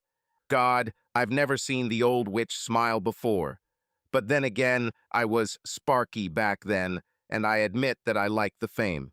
Jack and I have known Sparky for years, I heard Mrs. G explain to the puzzled crowd. You wouldn't recognize him as the young outlaw we once knew. You know, at some point we thought that he could become our son-in-law. I couldn't believe the pleasant smile on the old witch's face as she spoke. We thought that he could become our son-in-law, but it's not like that. They were afraid that he might become, rather, these are the thoughts that were spinning in my head. I realized it was the right time to find a toilet, before I say something stupid that I'll regret later. So I apologized and left Vernia and her parents to talk to the witch. On my way back from the restroom, I had just bumped into the waitress and was grabbing another glass of whatever she was passing around when I heard the old nickname come up again. A familiar voice said, "Hi, Sparky. How is Bonnie doing? Are you still riding her?" Bonnie, of course, was the name I gave my old Triumph, so I knew there was only one person behind me. "Hi, Ellie," I said, turning on my heel to face her. No, Bonnie went to that big landfill in heaven many years ago. Anyway, long time no see, how are you doing? I know. Stupid and predictable statement. But what else was I supposed to tell this woman? I couldn't very well say what I was thinking. Damn, honey, you look fucking gorgeous. Can I? Although I have to admit that's exactly what I was thinking. Not very good, Sparky. You probably heard about what my husband did. And you definitely heard about what my wife did to me, so you could say we're on equal terms, Ellie. Now are we going to stand here and complain to each other, or is it better to forget about those scoundrels as if they never existed? How do you do it? You always knew how to leave your problems behind. What happened, happened, Ellie. There's not much point in crying over spilled milk, right? I try to put the past behind me and do my best to forget all the unpleasant things that happen in life. What about the good things? And this, Ellie, is what we need to remember, the good times. Gloria and I really had some good times together, you know. And those good times you and I had on Bonnie and in the back seat of my little Vive. I smiled. Very good times, Ellie, all saved for easy access when I'm sad. However, I can't forget that someone else forgot about them and moved on. Ellie looked serious for a moment. No, she didn't forget Sparky. Unfortunately, she heard all sorts of stories about other girls riding Bonnie. I can assure you that no one went. Well, not until it became obvious that someone had forgotten I existed. That wasn't the story I heard. So you listened to the wrong storytellers, Ellie. Now, if you'll excuse me, I think I'd better go back to my Vernia. I have to accompany her tonight. After the pleasure of seeing Ellie for the first time in years, I was a little annoyed that she accused me of abandoning her. I've always seen it exactly the opposite. Can I go with you? I don't like to be alone at such events. As long as you remember that my name is now Graham Sparks, of course you can. Excuse me, of course, Mr. Graham Sparks, manager of the accounting department, and a very good one, I am told. Somehow Ellie managed to put her hand in mine as we walked back to the place where I left Vernia and her parents. Honestly, I didn't notice until I saw a couple of people looking at us. Remember, they were quite puzzled when I came to the party with Vernia on my arm, a young woman whose upcoming wedding to Tony had recently been very publicly announced. Notice that Ellie didn't stop talking during the short journey. Ellie continued to chat about people we knew and places we visited together. And I'll add about a couple of places where we regularly parked in her Vauxhall Viva. Vernia greeted us with a wide smile. Hey guys, they're dancing in the other room. Shall we go and join them? It will be great, Ellie replied before I could say anything. The next thing I knew, I had Ellie on one arm and Vernia on the other, and I was being dragged into another room where a small band was playing. You first, he is your companion for the evening, Ellie said to Vernia, opening her hands and taking my glass. Can't I say anything? I asked. No, both women answered in unison. He hates formal dancing, Ellie Vernia commented. Oh, he's better than before, I assure you, Vernia answered. How do you know? I asked, just to say something to prove that I was still capable of speaking for myself, I guess. Ingrid and Agda told me that you danced well in Stockholm. I need to fire these girls. They talk too much, I replied as Vernia led me onto the dance floor. Oh, let me know if you fire them. I really need a good nanny for my girls. I heard Ellie laugh when we moved away from her hearing. And what are you doing? I asked Vernia when she finally came into my arms to dance. I'm just trying to show everyone what a good dancer you've become. Stop doing that. You know what I'm talking about. Okay, Ellie was looking. I don't know, you two were talking to each other, and suddenly she didn't look as happy as I expected. I thought she must have blurted something out and needed a break before the second round. What are you talking about now?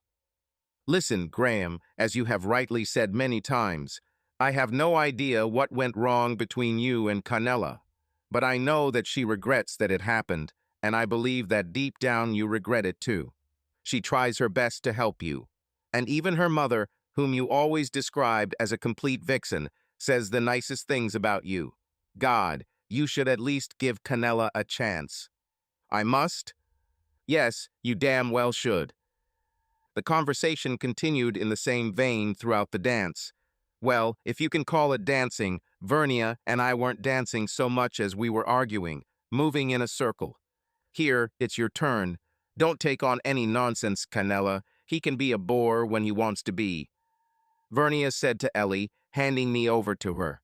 On a side note, I noticed several young men approaching Ellie while Vernia and I were dancing.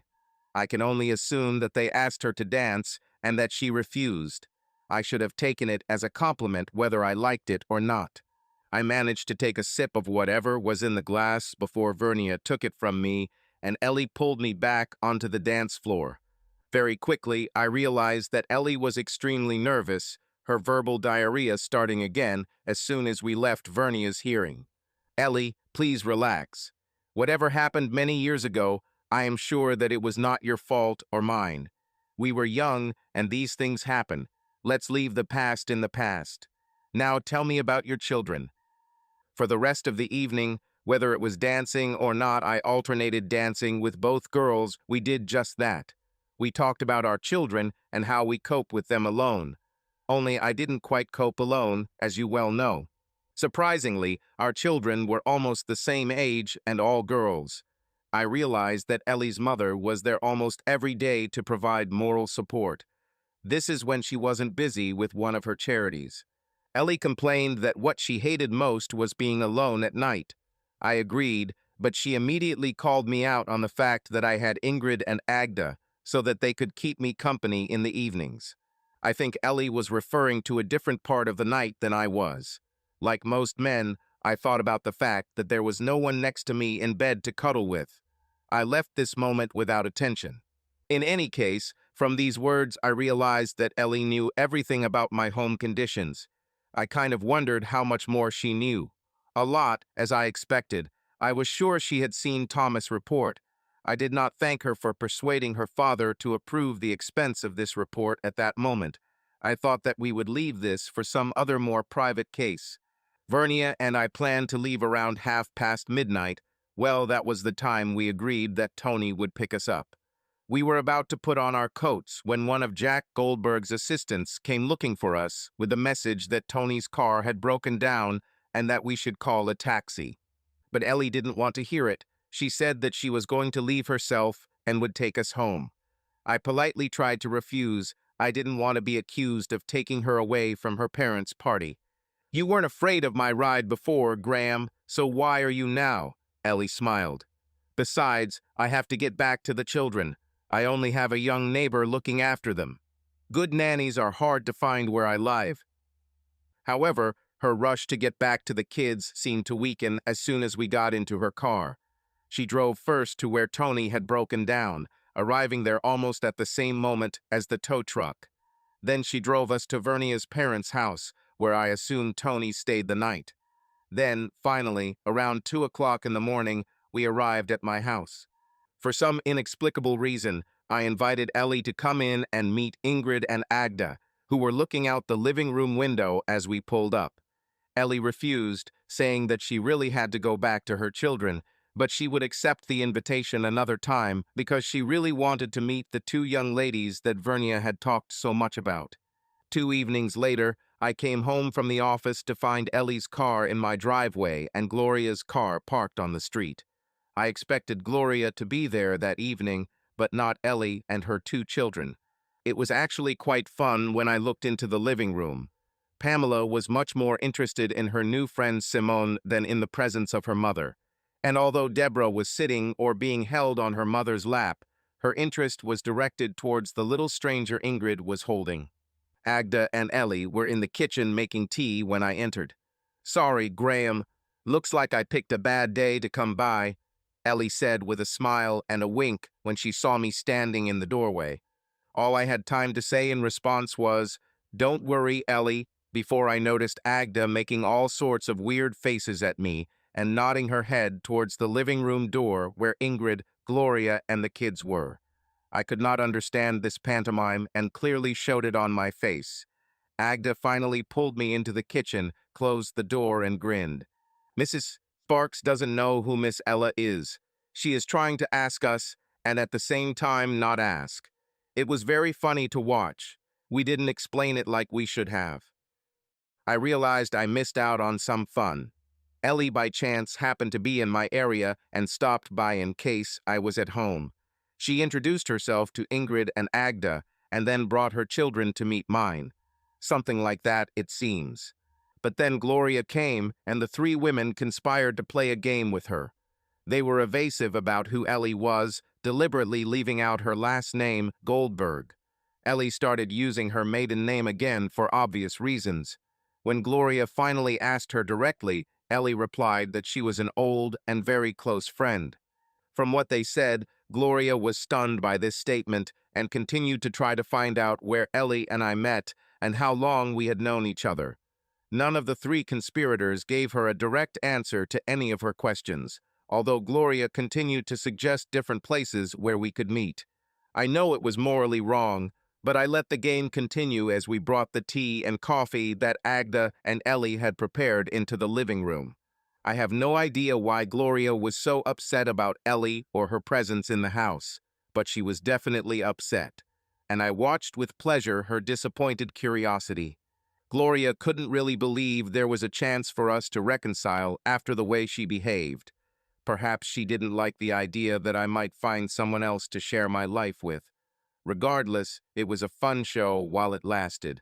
To be honest, at that moment, I really didn't think there would be a romantic connection between me and Ellie. Even if Vernia thought it was possible, I was once infatuated with this woman and got burned. Friendship, yes, and even, perhaps, close friendship. But romance, I really didn't think it was possible. Ellie was the first to get up to leave. In fact, I think Gloria sat her out. She didn't usually stay that long. As I walked Ellie and her kids to the car, she asked if I had dinner plans the next night. I will sit with the children. Ingrid and Agda have a double date tomorrow evening. They believe in the rule of safety in numbers. I'm not surprised with you next to me, Ellie laughed in response. I'm sure I would have kept my virginity a lot longer if we only went on double dates. Anyway, it's no problem. Bring the kids to dinner. Deborah should go to bed very early, Ellie. Michelle, too. We can put Deborah in the travel crib I have for her. And if it's too late, Pamela can lie with Simone. They seem to like each other. Well. Oh, don't worry. I'm not going to jump on your bones. I have enough spare beds and bedrooms in the house. I just don't like being alone every evening. It would be nice to just sit and talk about old times, and maybe even completely clear up some misunderstandings. Oh, we have an audience. Let's put on a show for her. What? I was about to say as Ellie kissed me on the cheek before getting into the car and closing the door. Gloria is looking at us from your living room window. Graham, lean over and kiss me before I leave. But what about... God, don't look so confused, honey. Now smile and kiss me. I will call you at the office tomorrow. I did as Ellie asked, and then she sped off, honking her horn. Gloria was getting ready to leave when I returned to the house. Who is this woman? She demanded as I walked her to the door. Just an old friend, I grinned back at her. As an old friend, how long have you known her? And who was that little girl you were in court with? This girl is Veronica, actually Vernia, Gloria, and she is not a little girl. I think you've confused her with yourself. Vernia is a work colleague and a very good friend who has given me a lot of support and help over the past months. She's getting married in a few weeks, and your eldest daughter will be one of her bridesmaids. Deborah is too little to understand what's going on, but she'll be dressed for the occasion, too. Gloria responded to this, and then added, well, who is this Ellie, and how well do you know her? Gloria, I know Ellie much better than I ever knew you. What's that supposed to mean? That I knew Ellie in the biblical sense of the word long before I slept with you for the first time. Now, good night, Gloria. I have things to do this evening. I answered, practically pushing her out the door. You told her everything, said Ingrid. Yes, I saw no reason not to do it. Sooner or later, one of Gloria's friends will put two and two together if she doesn't. No, I mean about Vernia. I don't understand why I shouldn't have told her about Vernia. Both Ingrid and Agda suddenly looked very embarrassed. What's happening? What did you two tell Gloria? I demanded. We didn't say anything. This is Pamela, Ingrid blurted out. What the hell could a 4-year-old girl tell Gloria? Not much, but when Gloria asked, well, she finally said that Vernia is your girlfriend. Oops, I grinned at the girls. And you haven't thought to correct this misunderstanding. Well, not quite, Ingrid grinned. My mother always hated it when my father went out with other women. We thought Gloria's dirty mind deserved to think whatever she wanted about the situation. Oh, I see. Now I understand you. But Pamela never mentioned that Tony sometimes sits with them when I take you two out. Brother of Vernia, Agda added with a smile. It was very mean of you. I couldn't have done better myself. Now Gloria is trying to figure out where Ellie fits into the equation. I wish I had told her that Vernia is getting married next month. Why? You didn't say who she's marrying, did you? Ingrid grinned. Of course, we could hint. She'll probably ask us. Don't you dare, my life is hard enough as it is. And besides, the poor woman is already frustrated trying to figure out who Ellie is. I wasn't in the office when Ellie called the next morning. I returned to find Vernia sitting at my desk, talking on the phone. We decided to share an office a few weeks ago because it was more convenient when I needed to leave early for something related to the kids or going to court. No, don't worry, I talked to the girls. They will pack everything the children need. They're very good, you know. Vernia said, waving her hand to pour her coffee from the coffee pot that we now kept in the office. Listen, Canella, I'm sure one of them would be happy to come over with Graham and watch the kids if you want to go out tonight. And if they can't for some reason, Tony and I can always babysit unless we have other plans. Vernia smiled at me as I placed her coffee on my table. Oh, he looks at me with evil eyes because I'm arranging his love life again. Ellie must have said something that made Vernia laugh. What did she say? I demanded when Vernia stopped laughing to catch her breath. We're talking about you, honey, not to you. She smiled at me, and then Ellie. Oh, I think our man is a little offended by me. I'd rather let him talk to you. Vernia handed me the phone. Hello, Ellie. Hey, Sparky, are you ready for tonight? It seems like everything was planned behind my back. Not on purpose, Graham. You sounded a little hesitant last night, so I invited Vernia and her boyfriend too. But apparently they are guarding Ingrid and Agda tonight, so they can't come. This is news to me, I answered. I'm sure you don't know half of what's going on, Graham. Anyway, I'll be waiting for you and the kids around 6:30, okay? Wait, Ellie. Our company has a management meeting every Friday evening. I'm not sure we can get there that early. You forgot that I know how the company works, Graham. Vernia will tell you that the meeting was rescheduled because my father suddenly had something very important to do that evening. You didn't ask him to reschedule the meeting just so I. The privilege of dining with the boss's daughter, Graham. But don't worry, Dad won't reveal why he rescheduled the meeting. He can be very reserved when he wants to be. And as you can guess, he approves of our communication. By the way, Mom too. I looked at Vernia and said, Am I being forced? No. I told you the other day, I just want us to be friends. Ellie responded quickly while Vernia shook her head furiously. Okay, I'll try to be there by 5:30, unless you tell me where you live. Vernia has an address and directions. See you tonight, Sparky. Graham, I said, but the line was already disconnected. However, before this happened, I heard obvious laughter. How long did you talk to Ellie before I came back? I demanded from Vernia. Long enough, and Ingrid called earlier to talk about last night. I learned that Ingrid had called to clarify plans for the evening when Agda and her boyfriend would go out on a date. I later learned that when my two nannies went out without their father surrogate, it was usually either Vernia or Tony, usually both together, who acted as remote chaperones. That is, the girls agreed to be in the same place where Vernia and Tony were that evening.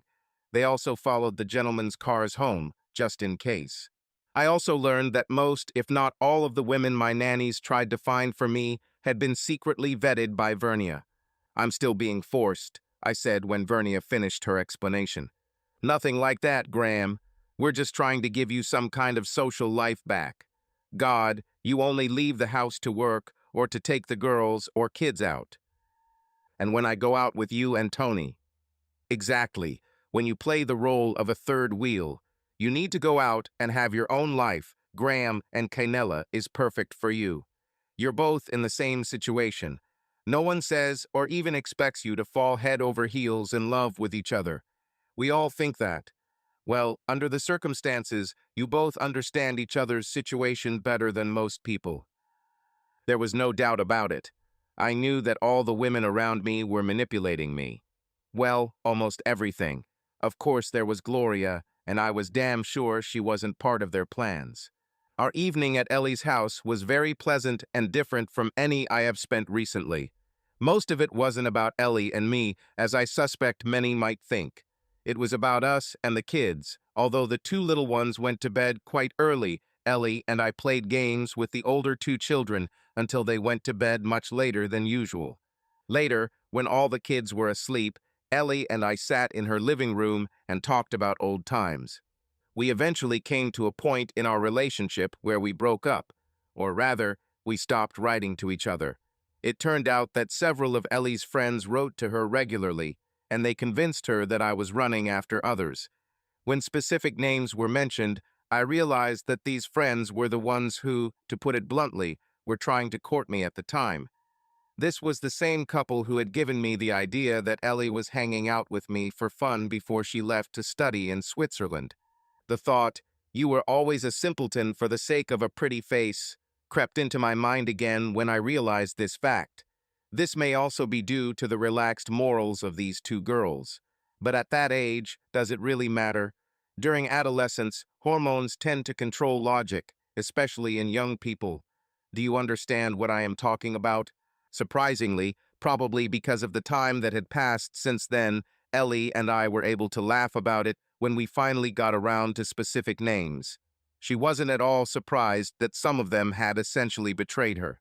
It was a pleasant evening, and I immediately knew that we would definitely repeat it. Oh, and I should probably add, lest anyone get the wrong idea, that Ellie and I didn't get sentimental with each other. When we played board games with the kids, later after they had gone to bed, we sat across from each other on separate couches on opposite sides of a large coffee table.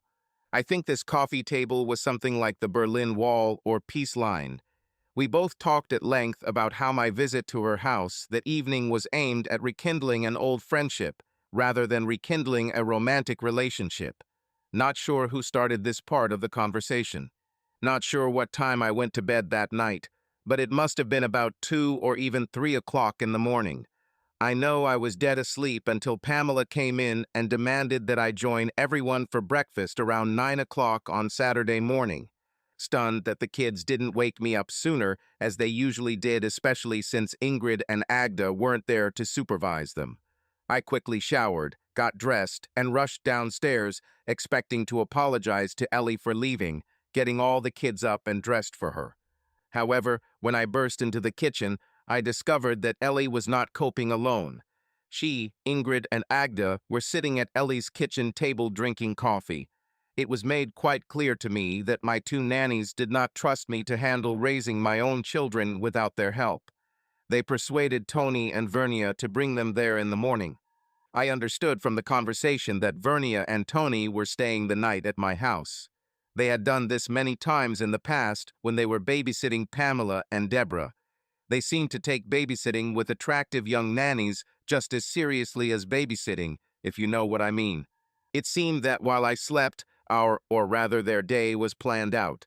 Although I vetoed the trip to London Zoo and suggested going to the larger zoo at Whipsnade, near Dunstable.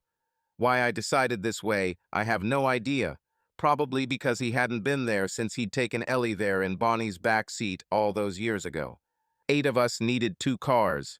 Ingrid, Pamela, Simone, and I went in mine, and the younger 2 children and Agda went with Ellie. Although Ingrid and Agda switched between cars several times during the day at the request of the children. Traveling to Whipsnade is no easy task. It's an extremely large area, and the kids, well, Pamela and Simone, the younger ones, really had little idea what was going on anyway, wanted to see every animal twice. Nothing could be missed when Pamela and Simone were around. It was already 7 o'clock in the evening when, after a quick visit to Ellie's house to pick up the children's things, we returned to my house. Pamela and Deborah fell asleep almost immediately. They must have been as tired as I was. Ingrid and Agda looked as fresh as daisies as they sat down in front of the TV. I lingered for a while, trying to pretend I wasn't tired, and then quietly went off to bed myself. It was almost lunchtime on a Tuesday morning when a sudden and unexpected rise in voices in the shared office distracted Vernia and I from our computer screens.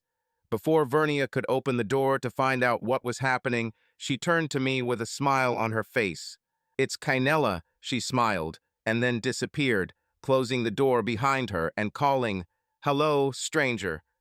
Vernia closing the door left me stranded. Should I follow her or wait for Ellie to come to my office? I didn't want to look. Well, too, you know what I mean.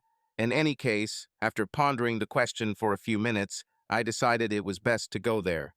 Canella was the boss's daughter after all, so I decided it was better to address her as Canella in front of the employees. Going there turned out to be a mistake. Ellie moved slowly through the office as everyone seemed to want to greet her in person. I was almost in line until some of them noticed me and decided it was best to get back to work. Vernia poured coffee for the three of us as Ellie explained that she was just stopping by to drop off a purse that somehow Agda had left in her car on Saturday. I was surprised how Agda could forget such an important accessory, considering that it contained all her cosmetics. Ingrid and Agda were very careful about their appearance when leaving the house. It seemed strange to me that Agda did not mention that she was missing. But then I was sure that I knew Ingrid and Agda's plan, so it wasn't such a surprise to me. However, Ellie's appearance in the office happened. Vernia later suggested that this might have been the excuse Ellie needed to show her face back in the office. Ellie spent most of that morning in my office telling Vernia about the children's trip to Whipsnade, I think. I left them alone and continued working while they chatted. Anyway, since Vernia and I almost always had lunch together, when she invited Ellie to have lunch with her, it became a foregone conclusion that we would have lunch together. Well, I guess that was the basic plan when we left the office. However, almost nothing happens at Goldberg and Sons without Jack eventually finding out about it, especially when it comes to Ellie. As we walked out of the main entrance, Jack and his small entourage appeared seemingly out of nowhere, and the three of us were somehow invited to his dinner. We enjoyed a very long and expensive lunch at Jack's usual expensive restaurant, which, to my delight, he or the company must have paid for. Vernia, Ellie, and I didn't talk much in private. Jerry Hartwell came up to me on the way back to the office and told me how happy everyone was that Ellie was showing her face in the office again. Apparently, I was given credit for this. He continued to say something, but to be honest, I hardly listened because I heard Vernia say to Ellie, "Oh, of course he doesn't mind. He told me yesterday how much the girls enjoyed playing with your two over the weekend. Just bring them when it gets too much. Ingrid and Agda won't mind either, I can assure you of that." Ellie left the group in the company car park, saying something about needing to pick up her children. I didn't quite catch where it came from. I assumed it was from the nanny. Tell me, Vernia, who wouldn't mind if Ellie brought her girls to his house to play with his kids? I asked her when we were alone in our office. You, of course. Why me? Oh, don't be stupid, Graham. It's your fault anyway that Simone can't play with her best friend anymore. My fault? How is that? Well, let's see how Canella tells it. Ellie, you mean why do you insist on calling her Canella? Sparky, there is only one person in this world who allows or dares to call Canella Ellie. Have you noticed that? I can't say I noticed. Trust me. Anyway, the way she tells the story, you and she were talking about old times on Friday night. Hey, what did she tell you? Nothing more than you told me a long time ago, so don't worry. Oh God, I really told you, didn't I? Yeah, I guess it's called talking too much. It's not your usual trait. Anyway, Canella hinted that some of her friends gave you the idea that she was leading you by the nose back then. Yeah, we kind of figured that out the other day. And then, or at least one of them, took advantage of the situation that this story created. Yeah, well, I went out with a couple of Ellie's friends after she moved away. Well, the story about you being led by the nose was a complete lie, and it turned out that one of those women who gave you that nonsense is the mother of Simone's best friend. By the way, she was also one of Canella's closest friends before the past Friday night, or rather Sunday morning, when Canella rebuffed her. Oh, or should I say, oh, what a tangled web we weave when we start lying. Oh my God, you're quoting Sir Walter Scott. quietly studying the classics, huh? No, not really. Mary Williams, my old teacher, gave me a book of useful quotes when I left school. I studied it for several weeks. Mary said it would make me sound smart even if I didn't look like one. Back in those days, I was all leather jackets and long hair. Anyway, I think this is the first time I found an opportunity to use one of the quotes. Mary Williams, I remember her. A nice old lady who used to come to my dad's cocktail parties with Bill Gillard. She? Yes, all the time. I think she and Bill were quiet lovers. Or at least they were once. I wonder why they never got married. I don't know, but that explains a lot about why I got the job in the accounting office. I wasn't what you might call a natural candidate for an office job back then. More like a construction job. Mary Williams encouraged me to apply for a job with Bill, and he set me on the path to further education. And you didn't know they slept with each other? Vernia, not a single child in that school would have believed that anyone would even dare, let alone sleep with Mary Williams. She was very kind to me, but God, she could be a dragon when she wanted. What about Kynella? Do you still have the courage to sleep with her? What? Well, I'm sure that's what she wants, Graham. Vernia, Ellie, and I had something good once, but that was a long time ago. I work for her father now, and the last thing I need is to ruin everything, if you know what I mean.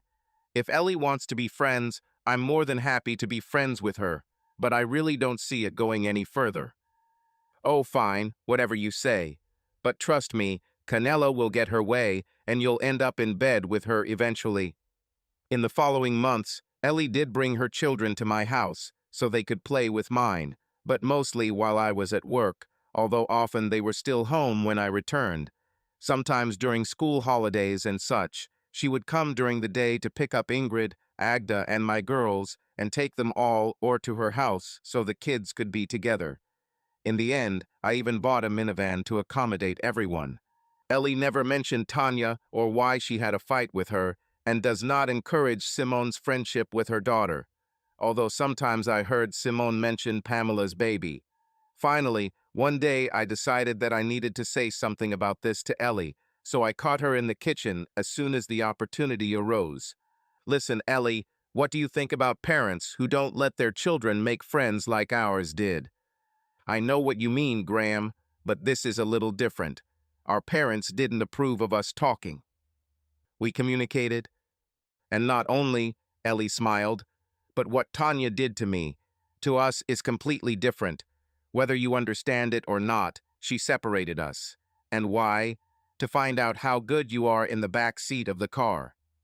Damn, did you tell her about? You're not kidding. God, Graham, honestly, I've never had as much fun as I did back at the reservoir in the back of that Viva. Hell, I've never had anything like it since. And that includes my wedding night. Tanya stole this from me, and it looks like I'll never be able to get it back. Are you blaming me for not wanting this woman around? I'm sorry that Simone is suffering, but I can imagine one day doing, there's something bad about this, Tanya. Oh, so smug.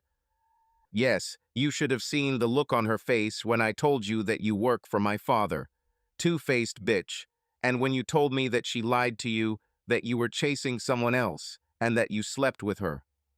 I never said that. You didn't need to tell, Graham. It was implied by the fact that you dated Tanya for a while. God, I was so naive, telling the girls how good you were at. Well, you get the idea. Am I like this? Why has no one ever told me this before? Well, they did, but I thought it was an exaggeration.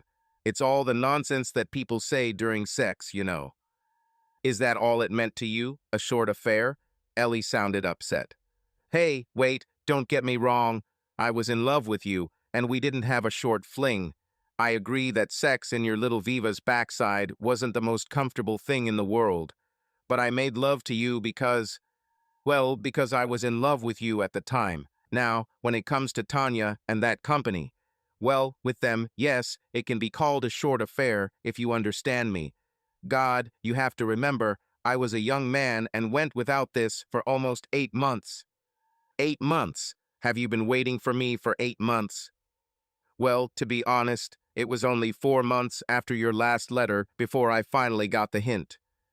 Damn, I'll kill this Tanya and the others. They convinced me that you were sleeping with some girl less than 2 weeks after I left. I kind of figured it out from your letters, and if you remember, I denied it. Yes, you denied it, and I was a fool for believing my so-called friends over you, or the two hypocritical little bitches I thought were my friends. But there's no point in crying over spilled milk after all this time. Sorry, what's that supposed to mean? You stopped loving me a long time ago, didn't you? There's no point in me pining over you now, so I won't. I'm happy that you're noble enough to be my friend. Ellie, you're manipulating this conversation, aren't you?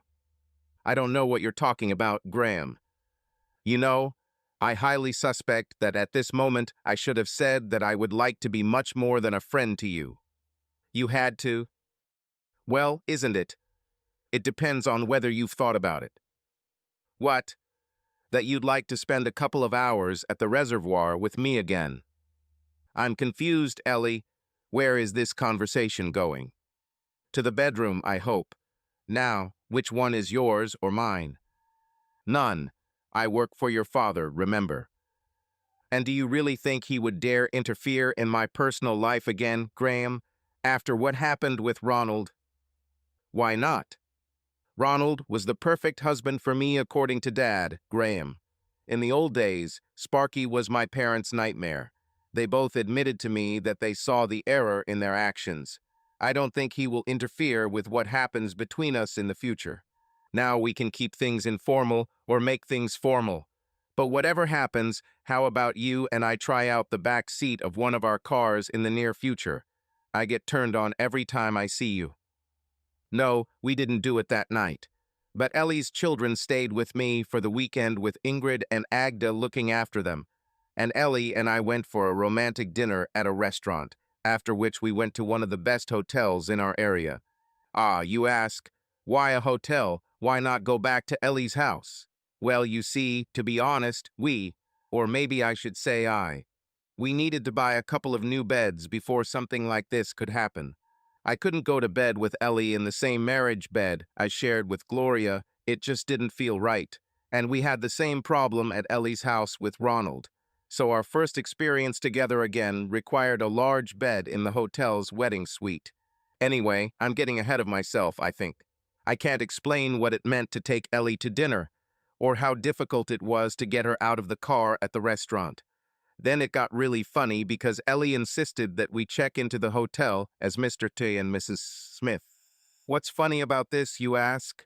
Well, the front desk clerk greeted Ellie with, "Good evening, Miss Goldberg," when she signed the register as G. Smith. I wanted to have a drink at the bar, but Ellie was in a hurry to get to our room, or the bridal suite. To be honest, she almost took my pants off in the elevator when the older couple walked in and glared at us before exiting the elevator again. We giggled like schoolchildren all the way to our room, where Ellie insisted that I carry her over the threshold. By that time, I was already succumbing to her whims. I'm not going to describe what happened in that room that night. A gentleman doesn't discuss such things. Well, not in public anyway. Suffice to say, Ellie stood by me and suggested that I spend less time at my desk and more time working out. What with work and children, I can't find time to go to the gym, I complained. Who the hell was talking about the gym? I'm willing to give you a good workout every night of the week for free, she smiled at me. Oh my, you little devil, you did it, didn't you? There was Vernia's greeting when I walked into our office Monday morning. Damn, what did I do? Grow horns over the weekend? No, you no longer have the look of an abandoned man. She smiled at me. Mind you, I might not have noticed this if Tony and I hadn't popped into the house on Saturday night and found the girls putting all 4 kids to bed. It was funny when we asked when you planned to come home. Simone said that Mom and Dad need time alone, so they probably won't be back until Sunday lunch at the earliest. Damn, she's only 5 years old. Oh, come on, she won't know what you two actually did. What says a lot more is that she called you Daddy. Oh, both Ellies do, They got it from Pamela and Deborah, who also started calling Ellie Mom a few weeks ago. Well, you're going to be their legal stepfather, I mean. Look, don't get ahead of yourself, Vernia. I'm not sure what the future holds. There are a lot of things to consider. Ingrid and Agda, for example, the kids are very attached to them, as they do to children and to your supposed stepchildren too. All you need to do is look at the big picture. What's the big picture? Canella is trying to raise 4 small children every morning. If that doesn't require a nanny or 2 in the house, I don't know what does. And boy, is Canella's huge mansion full of spare rooms. You planned everything for us, didn't you, Vernia? Not really, but it seems like a logical progression to me. You two are dating again after many years. You're both left in very similar situations, raising kids on your own, and more importantly, you're crazy about each other. Plus, you're extremely compatible in bed. What makes you think that? It could have been a disaster on Saturday night. What do you know? Graham, you were expected to return on Sunday morning. You and Canella didn't actually show up at home until 4 o'clock in the afternoon. Who told you this? Ingrid, she was worried and doesn't have the same confidence in your seduction abilities that I do. The poor girl has been nervous for weeks. Anyway, I know Saturday night wasn't a failure. I highly suspect that this will become a regular thing until you two stop fooling around, move in together, or get married. I believe that I could ask Vernia not to interfere in my personal affairs, and if I did, I knew in advance that it would be a futile effort. The kids and I are at Canella's house. Can you pick us up today? Ingrid asked when she called me just after lunch. Sure, the kids are having fun. Hey, wait a minute, isn't Pamela supposed to be in kindergarten today? She was, but not in a regular daycare, Graham. We thought it would be a good idea to see how she would react to going to school here. She likes it because Simone is with her. Are we getting ahead of ourselves, Ingrid? You think so, but I don't. Graham, there just aren't enough bedrooms in your house. We thought it would be smart to see how Pamela and Deborah would react to changing schools. Deborah likes the daycare here too. Well, we can say that that's all. Game, set, and match. My extended family moved into Canella's house in a matter of days. And yes, we had to buy a new double bed pretty quickly. Where exactly Canella rented the vintage Vauxhall Viva, I have no idea. But we did go to the lake one night, just for old time's sake. It was an interesting night, but I felt the effects for days afterwards. The second time we tried it was in Jack Goldberg's limousine. Much more space and a much more memorable experience for both of us. I still wonder if the old man ever realized why Canella borrowed his beloved car that night and what we did to it. A year or so later, I became the company's CFO, and then a few years later, Jack Goldberg retired, and I jumped straight into the chairman's chair. Ingrid and Agda. Well, Ingrid still lives with us as a kind of. That's a good question. Foster sister guest, I guess you could say that. Agda married a nice young guy from our office. You could say she kidnapped the poor guy. He didn't stand a chance when Agda targeted him. They seem happy, and apparently he now speaks Swedish like a native. Vernia and Tony are married, and she claims that she really enjoys her high-profile job as CFO. She is assisted on a part-time basis by one Canella Sparks, but I'm not entirely sure that the time they spend together has anything to do with the company's affairs. Tony and I both believe that the two important women in our lives spend most of their time buying expensive things and attending fashion shows. I spend most of my time sitting in my seat in the office upstairs, ordering the servants around. In fact, I'm having a great time getting older. Life goes on. Subscribe to our channel so that your love doesn't cheat on you, and go ahead and listen to the next story, because this story is nothing compared to the next one. If you're under 18, don't even think click to the next one.